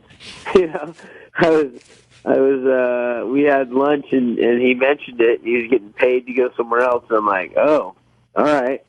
So it is what it is. Now, that's been talked about a bunch, but people are more entertained with the rolling in of the chick who poops everywhere. Yeah, that's definitely a different story. All right, Bishop, thank you. Yeah. All right, Uriah. Thanks, Thank you so much, buddy, for checking in. Hey, guys, Norton, how's training going? You been staying in shape? What's the deal? Yeah, I mean, I have like a lot of you guys get hurt. Well, I had a tendonitis in my elbow, so I kind of understand the fight game now. So I've been doing a lot of cardio and leg work. But yeah, I'm still I'm like at 139 weight-wise. So, damn. I haven't fattened up again. Man. That's good, brother. Thank you. It's been a minute, guys. I gotta come in and see you next time I'm in town. Yeah, please do. Yeah, whenever you're in town, come. We'll see you soon, all right? All right, and also I'll bring that girl with me if I find out who she is. Oh, we'd love to see Please you in do, person. because I will get her drunk and fuck her. I don't know if you would, bro. You don't know me. I certainly would. Sight unseen, I say yes, I would. The ass looked rough. Yeah, I was chubby. That was a rough ass. Yeah, you know. So Everybody's been there. All right, you're right. Thank you so much, buddy. See you, man. Okay. All right. Wow, the Jesse Ventura thing was strange. Did you guys try to get him on the show? I chased him down. I had a long talk with him. And what did he say? He said he's a man of his word. He said he would never do this show again. And he's not going to. He did the show. And by poking his head in and being heard on the show, he did the show. We said that, and I was trying to encourage him to come in and voice his opinion. I said those guys would love to hear from you, and he said it's not an opinion, it's fact. But I don't even like saying those guys would love to hear. Like, I don't give a fuck if he comes on or not. I know, but I wanted him to come in here instead of just poking his head in and leaving. I would love to have him. But that's typical him. That to me is in that moment is everything that I don't like about the guy. I just got to say something real quick and go. Right. Why don't you debate it? But I think he probably is telling the truth. I literally think that he probably, the more I heard about that, and the more it got, I think that he probably was being truthful about not getting knocked out by Chris Kyle. Right. So I was saying what was the story again, real quick? Chris Kyle was on the show, and we were talking to him, and I think Opie or someone called, or you knew it, and asked him about. He said he had knocked out a Navy SEAL, a well-known Navy SEAL, ex-Navy SEAL. And people suspected it might have been Jesse, but I think he confirmed on this show that it was Jesse Ventura. And he said, yeah, it was, or whatever. And then Bill O'Reilly picked up on it, blah, blah, blah. So Jesse sued him because it was a lie. And he said, he's damaging my reputation. Because he said Jesse said things like, there should be more SEAL funerals or something to that effect. But Jesse said things that would make SEALs hate him, and Kyle knocked him out. So if you're Jesse Ventura and that's bullshit and it didn't happen, I absolutely understand why you file a lawsuit. Like, that's total defamation if it didn't happen. And but why is he mad at us? We just took Chris Kyle's story, and Chris Kyle at the time seemed very believable. Who knows why? Who knows why? Why does he sulk when you argue with him? He's a grown up, and although he did look thinner, I would like to say he looked good, and he looked like he lost about 35 pounds. And he so we had Chris on, and then Alex Jones, who was friends with Jesse. We talked to Alex, and I remember hearing Jesse's call with him or whatever, and saying Jesse Ventura sounds like he's telling the truth. Yeah. He sounds like it really didn't happen. And the fact that I didn't hear anybody else confirming that it happened, I think we just didn't know. But we never said Ventura's a liar with that. We're not even backing down. This is the conversation we would have with Jesse if he came in here. I don't care if he does or not. But that is what happened. We did, he said he'd never do the show again. He's a man of his word. Good for you. Don't do the fucking show again. Yeah. But then don't poke your head in and yell, I won. He's a liar. Like we said you were a liar. Yeah, we weren't saying you were a liar. We believed Chris Kyle at the time, certainly. Of course we did. He's sitting here telling us that, and we didn't have you to rebut it. And we never had Jesse on again after the time he walked out. This was all after Jesse walked off the show many years ago. But after that's like 6 years ago as well. Yes, 2009. 2009. But we did say after his moment with Alex Jones that I remember saying he sounded like he was telling the truth. He didn't sound like he was lying. That's why he's a dope, because this is all the stuff he would hear if he sat down for a couple minutes with us. I don't care if he doesn't want to come on. I don't care if he believes us. He was a liar. But why even say that and then walk? That's that same shit of, I'm just asking a question. In that moment, that's everything I don't like about him. Right. I said to him, I'm not saying this. Was he heated? No, but he was intense.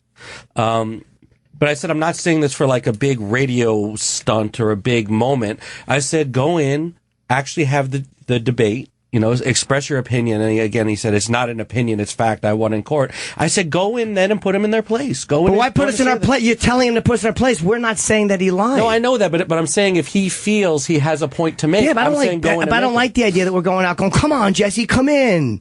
That's annoying. It's like if he said he doesn't want to come on, don't come on. Oh, well, I gave up. It was worth trying to get him in here. I would definitely try to get him in here, though. Yeah, ask him. Do you want to come on and discuss it? I did. Because those guys didn't.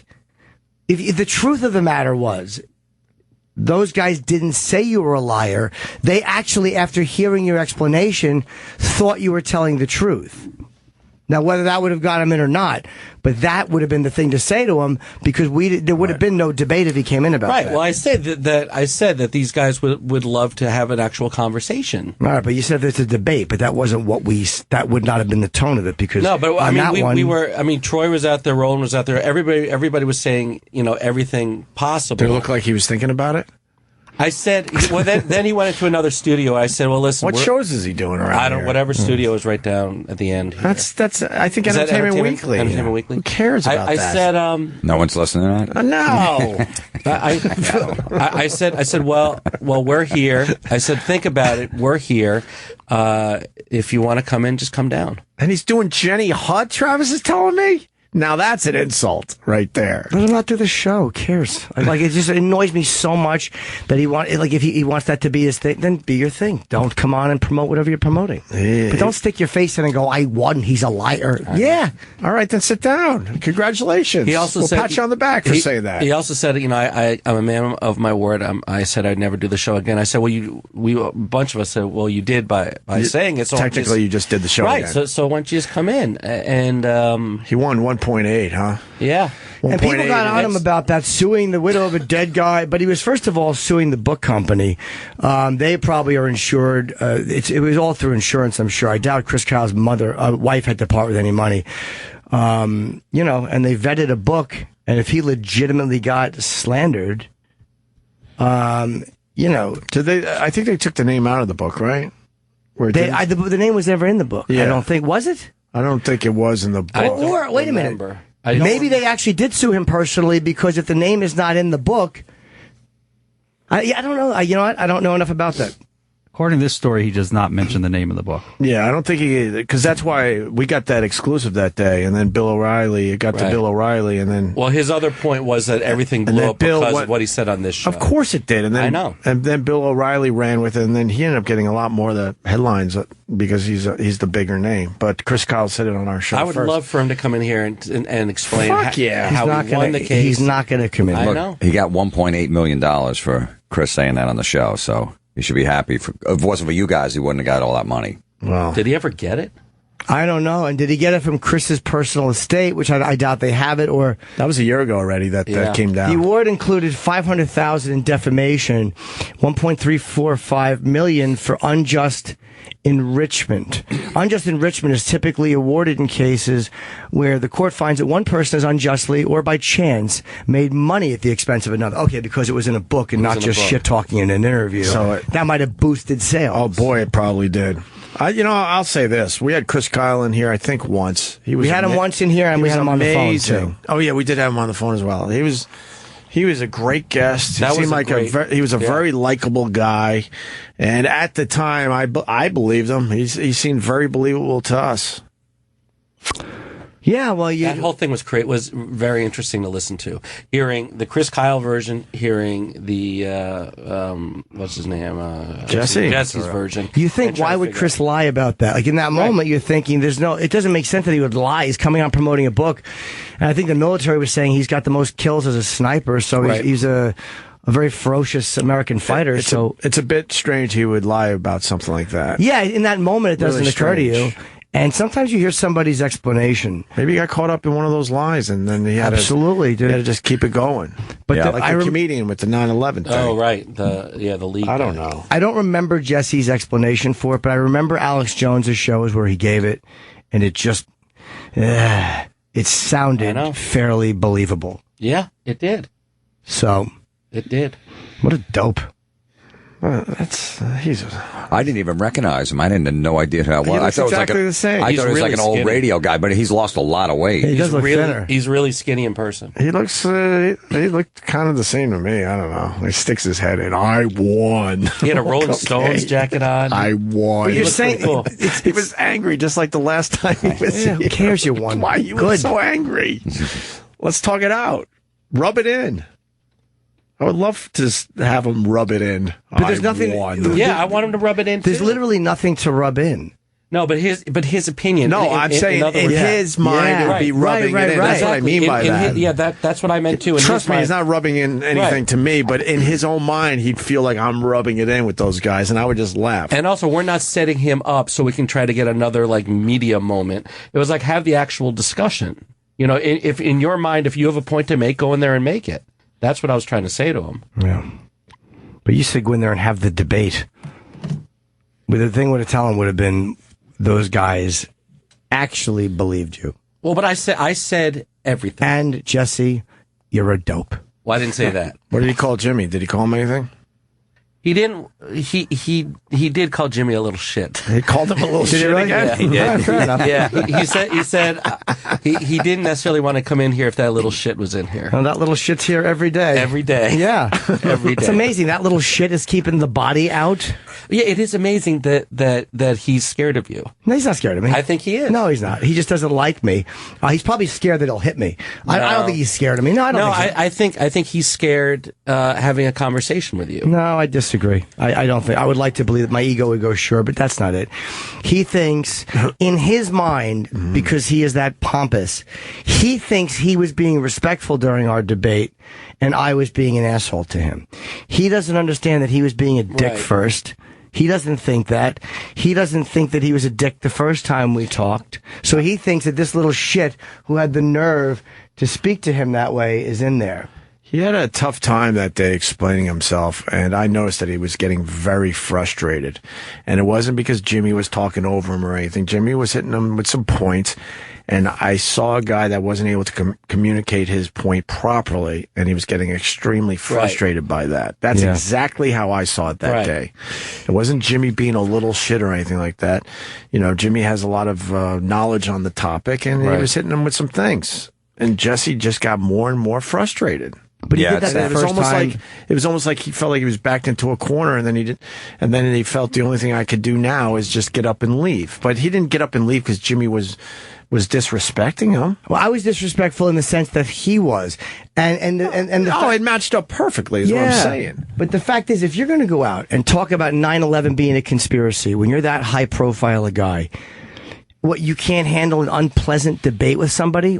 Like, if you're going to be nasty to somebody or unpleasant to somebody, are you that used to people not being like, the only thing I didn't like was that he touched me. I'm not wounded that he said mean shit to me. Like, oh, God. Wait, he touched you? I don't remember No, just pat me on the back. Oh, right. Again, but other people blew that out more than I did. I didn't think he was trying to hurt me. He wasn't trying to... He was just being a bit of an alpha dick. It is what it is. Yeah, I think his interview's over and he went the other way. I'm sure he did. I didn't see him go yet. Is he still in there? I don't know. I can see right. I want to. Let's wait a minute, just in case he walks by the studio again. Let's give it one more shot.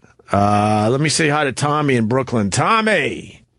Hey guys, you know what sucks is that he loses any way you look at it, even though he won in court.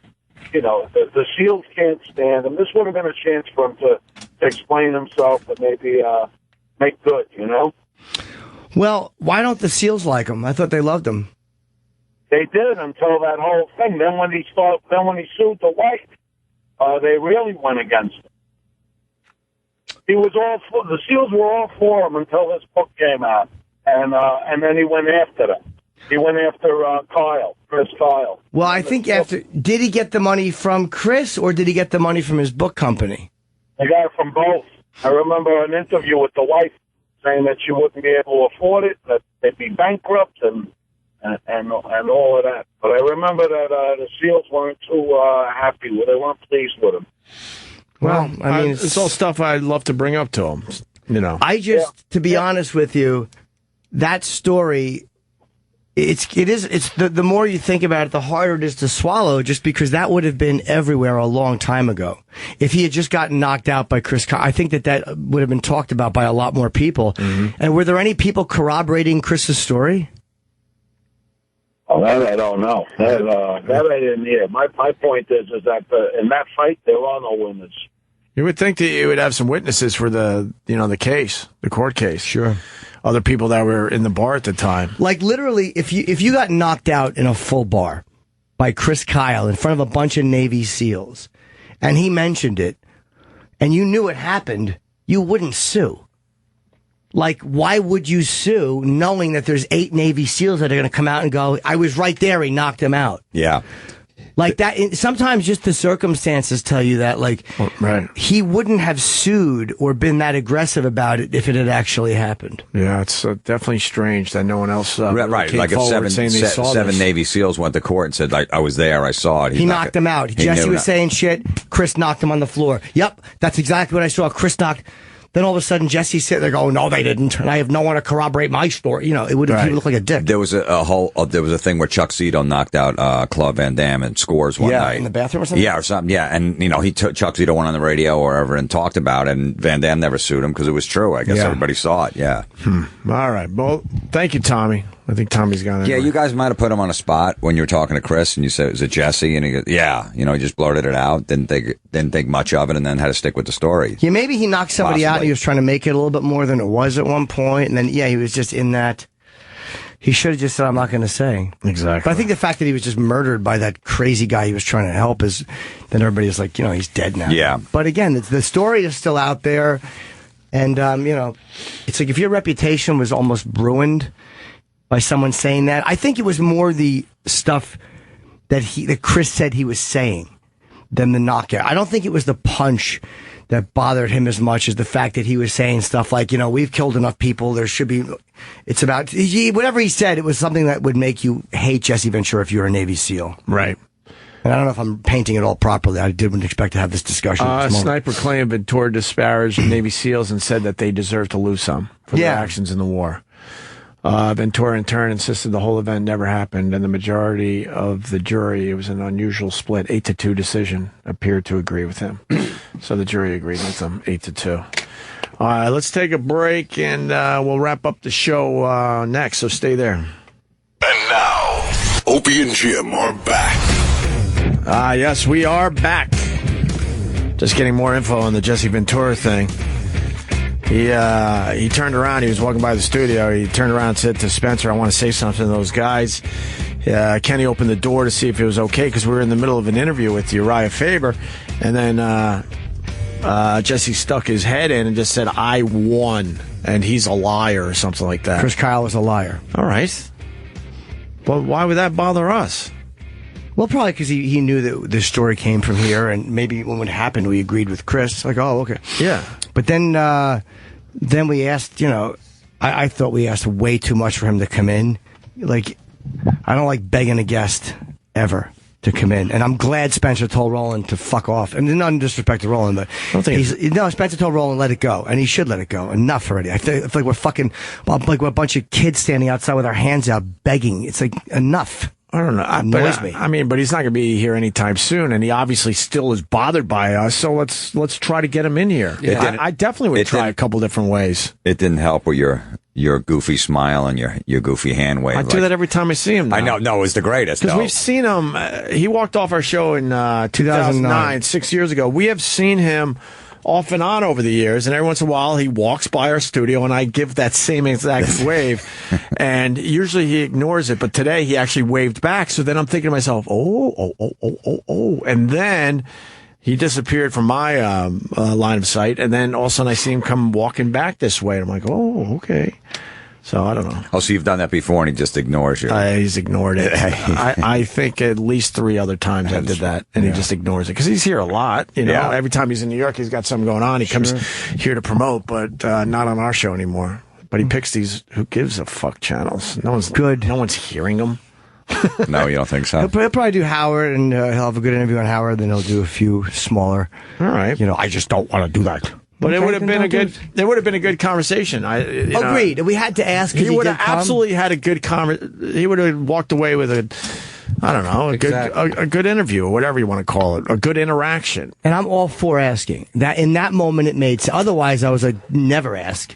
But in that moment, I got it. But it was like we asked too much, and that annoyed me. It should have just been a one thing. Do you want to come in and have a discussion, or just no? All right, goodbye. Yeah, but you know what? Howard's off today. This is a very, very big show on the platform. It makes sense for him to come in here. If for whatever reason he is holding a grudge and needs to be talked into it, plus, it's worth it if it pays off. Plus, no one really it's worth heard it him. to ask it. It's worth to ask it, but to fucking grovel or beg a guy to come in is desperate. Yeah, I wasn't groveling or begging. I was just doing what I could to and then Roland is trying. Everybody's trying. Hey, come. Well, just trying different angles. We've done that with other celebrities around here. When they say no, and then you try another angle because it's. But not when it's an aggressive no. Like when somebody says no, I'm okay with that. Like, it's almost like I would love to have, believe me, it would have been great if he came in here. Whether he wanted to argue or discuss it, and he would have felt like a dope when we said, yeah, we heard your explanation and kind of believed you. But yeah, he's got a grudge, and maybe I would too if I was him. He probably knows that this is the show that's going to really ask him the tough questions. Entertainment Weekly or whatever he went on is not going to ask him about this thing. Of course not, but especially after he goes, I won, he's a liar. Trust me, now I'm aggressively trying to get you in the studio. Go ahead. Exactly Go ahead, right. stupid. Sit down right there and say how you won and he's a liar. Let's talk this out. That's right. At that point, then I'm like, yeah, let's get him the fuck in here. And we tried, and you ask, and if he says no, fuck him. Because that to me is everything he is in that one moment. Right. You know what I mean? It's like when you say to somebody, do you want to come in and talk about it because you just stuck your head in the studio? And they go, no, I just wanted to say it. Like, that's what a fucking ex-governor does. Yeah, no kidding. That was the ex-governor. That's the guy who tells it like it is. You should be able to debate if you're the ex-governor. Or even if there wouldn't have been a debate. I think you've had some tough times in your political He's career. the heckler in a comedy club that yells something and then hides. And then says, I was just laughing. What are you doing? I was just laughing. But also, I won. He was a liar. If he says, I'm never doing this show again, and then he pokes his head in. He did the show, and you should have told him that. I did say that to him. Said, you did the show. I said, well, he said, I gave my word. I would never give this show. I'm a man of my word. I said, but by sticking your head in and saying that, you did the show, so why don't you just come in and have the conversation? So there's a part of him that wants to do the show. He came in and stuck his head in. Yeah. He doesn't want to do the show. There's a part of him that just wanted to say that one thing. That's different than wanting to do the show. A guy who just wants to arrogantly yell something like a kid, he's not afraid to do the show. I mean, I don't like the guy, but he's not a fucking coward. He's just a dick. I don't think he wouldn't have put his head in the door if Opie didn't wave to him and smile. No, of course not. No, he was coming in already. He told Spencer, I want to go in there and say something. Probably after Opie waved. After I waved. Oh, was that after? Yes. I thought he was saying I caught him off guard because then he started waving and then went, oh, fuck, that's right. That's those dicks. It's that show. That was behind my Because I back. took pleasure in his wave because halfway through his wave back, he realized, fuck, I'm waving at him? Yeah. Whatever. Yeah, but just the guy, that's the ex-governor who just wants to yell, I won, and then go do Jenny Hutt. Jenny Hutt. Nothing with Jenny, but I mean, come on. Jenny will be all right. I would have respected him more if he just ignored your wave and said nothing. That's what he's always done. Good. Yeah, he usually ignores it, but he got tricked because the wave was so obnoxious. It was obnoxious and friendly, over friendly. He just go, let me just wave because this guy looks like a fucking weirdo and I don't want him stalking me. That was that kind of wave. I got to say, too, the Uriah Faber story, there's something there, man. I don't understand why no one knows who the girl is. Something doesn't seem right Maybe with the that. police just didn't get her name that night. Uriah was away, he said. So they probably got her name eventually, but they probably just took her down to the station or the hospital or whatever you do with somebody, and then got her info, and Uriah probably just didn't follow up. Yeah, the cops aren't going to call you 3 days later and go, hey, by the way. Her name is, they'll let you do all that stuff. Yeah. They don't have time for that. But no one knows who she is yet. That's a little strange to me. A little strange. The whole thing is strange, obviously. It seems like it was like maybe, I don't know, he probably had at some big house party at one point. Maybe that girl was at the house at one point. Sure. And then just showed up all drunk and fucked up, thought there was going to be a party. Right. Walked in, had to go to the bathroom, and just went in there and But as soon as you get did what she did. As soon as you get the cops and the fire department involved, because she locked the door. There's got to be some kind of record that was made. And who she was. Believe it or not, it's rare that we have somebody say something stupid on Twitter. But he said the same thing twice. You beg for autographs. What's the difference? And then he says to everyone else, Jim begs for autographs. What's the same thing? First of all, I don't beg for autographs. I very rarely get autographs. And I ask. I don't beg the person. No, because when Jeter blew you off, you didn't beg him. No. So that's the difference, stupid. Hope I answered your question. All right, then. It's very rare you'll get an idiotic comment on Twitter. So it was an anomaly and it stuck out. Yeah. All right, I guess we're done. We did it all. We did it, guys. I think we did it all for today. So the stuff that could wait, certainly. Yeah, we did it all. You going to watch the Met game tonight? I can't fake it. I'm not a Mets fan. I grew up a Mets fan, but I haven't followed the team It's in going to be years. a good game, but Kershaw pitching for the Dodgers. I watched about an inning last night, and then I'm like, wow, this game's going to end at like 3 a.m. I got to get up. That's sort of what I was thinking. What time did it really end? Like midnight, maybe? Yeah, because it started at 8:30, so it was 3 hours and after 42 midnight. minutes. Yeah, it was after midnight. 12:15. 12:15ish. So yeah, I'll definitely take, as I like to say, a little peek. Like to see the Mets do well, but I can't sit here and say I'm a fan. This guy Kershaw is like, in the last 5 years, he's probably been the best pitcher in baseball history. The numbers he's put up in the playoffs, he's been 1-5 or 1-6 with an ERA like over 5. Wow, what happens to the guy? He'll pitch like a 2-hitter through 7 innings, and in the 7th inning he just shits the bed. So take him on the 7th. And he did a game 1. The guy's count the pitches. Yeah, it's unbelievable. And he did a game 1 against the Mets, and that's the one they won. Too. So he's on 3 days rest. They usually have 4 days rest. So tonight he's pitching. He's due for a good game, though. That's the problem. He's a good enough pitcher where now he's going to throw a fucking 1-hitter. It might be in his head, though. I mean, maybe just when he gets to the playoffs, he was like, I don't know what he was, 19-3 this year or something like that, or whatever it was. He's won the Cy Young like 2 of the last 3 years or 3 years in a row. And Let me he ask gets you to the this. playoffs, and that's it. I truly don't know much about the Mets at all. Do they have a good shot at this year? The Mets have a great shot of winning the World Series. They do. They got unbelievable young pitchers, rookies, guys at 2nd and 3rd year. No pressure on them. No big contracts. They remind me of the San Francisco Giants that won 3 of the last 5 years. They got all these, and they got a couple guys at the trading deadline, Cespedes and a couple other dudes that just filled in some spots. And I feel they could easily win this whole thing. Damn. And they had no offense most of the year. They get plugged a couple guys in. They're doing better, but they got great pitching. Always beats out the great hitting in the playoffs. It's either going to be them or the Cubs.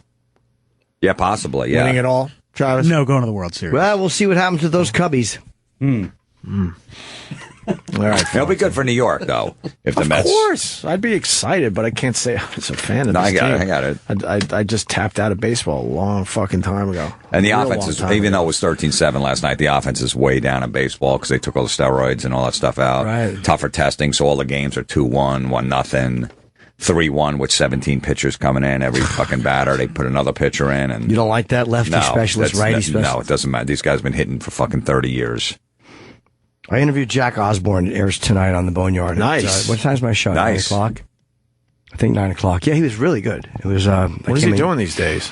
He's promoting an MS. He's obviously an MS foundation. And how'd he look? He looked phenomenal. He was in great shape. Like his diet changed. He looked really good, and he was very conversational. And I like him. He's really a nice dude. Nice. So it airs tonight on the Boneyard. Great. If you want to hear it tonight on this channel, you got Voss and Bonnie. My wife hates me at 7 Did you hear that o'clock. last podcast? No. Oh, Why do we always say that? a must listen. What happened this time? What happened? Well, and I That's think why it's- their show's so amazing. I think it was an hour and 3 minutes for 40. The first 40 minutes is them arguing back and. I mean, it about was what? Nasty. About what? Just little things in their relationship. About I don't know. He didn't say I don't know something. He was talking to some girl and he blew her off, and the girl. It's insane. They did it yesterday? No, it was fun. I think they put it on last Thursday, but it's their podcast this week. Do you think Voss is an ass sometimes? And then, of course, Sam Roberts at 9 o'clock tonight. Every night of the week, it's Sam Roberts, 9 to midnight. Yeah, he doesn't seem to miss getting up in the morning. No. He likes those hours, huh? Yeah, I would too, man. I mean, if I didn't do stand up 9 to midnight, it's like you can stay up as late as you want and fucking do whatever. It's like It's got way more people listening in that time slot too. Right, got West Coast. That's a great slot. Yeah, it's cool that he can disappoint more people at once. Yeah, that was the point. He's a real creep. Florentine Friday and Saturday, the New Hope Cinema in New Hope, Minnesota. And then I know you want to promote the Funny Bone in St. Louis, November 19th through the 21st. And what else maybe? November 28th, Laugh It Up Comedy Club, Poughkeepsie, New York, with Don Jameson. All the dates at jimflorentine.com. But this Friday and Saturday, New Hope Cinema, New Hope, Minnesota. Thanks, man. It was good seeing you. Yeah, good seeing you guys, too. Jimmy. I got Albany coming up, Charlotte, Erie, Jacksonville, Cobb's in San Francisco in December, Louisville, my first time ever, and Scottsdale, my first time ever. The Talking Stick. I'm getting a lot of tweets from people who have tickets, so I'm hoping that it's a really finely attended event. That would be nice. It would be. I could really have a nice opinion of Scottsdale. Some of the hottest chicks in the country in Scottsdale. I know. Phoenix. You know where Janet Jemison used to live? Yeah. I don't know if she still lives there, but I thought she lived in Scottsdale. Arizona, I think, per capita is the fucking best-looking girls because the weather is it's so healthy out there. But in Phoenix, I did Phoenix with Dice many years ago, and every woman there I wanted to fuck. Yeah, it's unbelievable. It's by far the best-looking girl. Better than Florida, better than L.A. They got some lookers. Yeah, everywhere but Schenectady. And they're nice, too. Buffalo's a close second. Yeah. Yeah. In what? If you like fucking talking farm animals. And I know one guy will tweet with Buffalo Pro, you don't come back to Buffalo if you don't like the Buffalo girls. Sorry, didn't mean to offend your town. They were nicknamed Buffalo Betties when I was there. That can't be good. I don't think they're calling the women in Arizona Arizona Betties. No. Girls in Buffalo fucking take a shit holding a Bud can. That's what Buffalo chicks do. It's been many years, so I mean maybe the talent has. But that's all right though. That's all right. You like there. that. Maybe it changed, but when I was there, wow. They had the waterfall bangs. They had the giant Bills sweatshirts. You had no idea what their bodies looked like. None on any of these broads. None whatsoever. And then just big jeans. That was the average look when I was there. It was pretty sad. All right. And thanks to Jesse Ventura for doing our show today.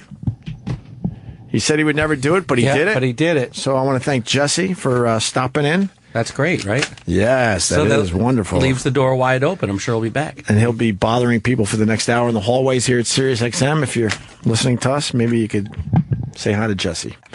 And we'll see you guys tomorrow. Bye.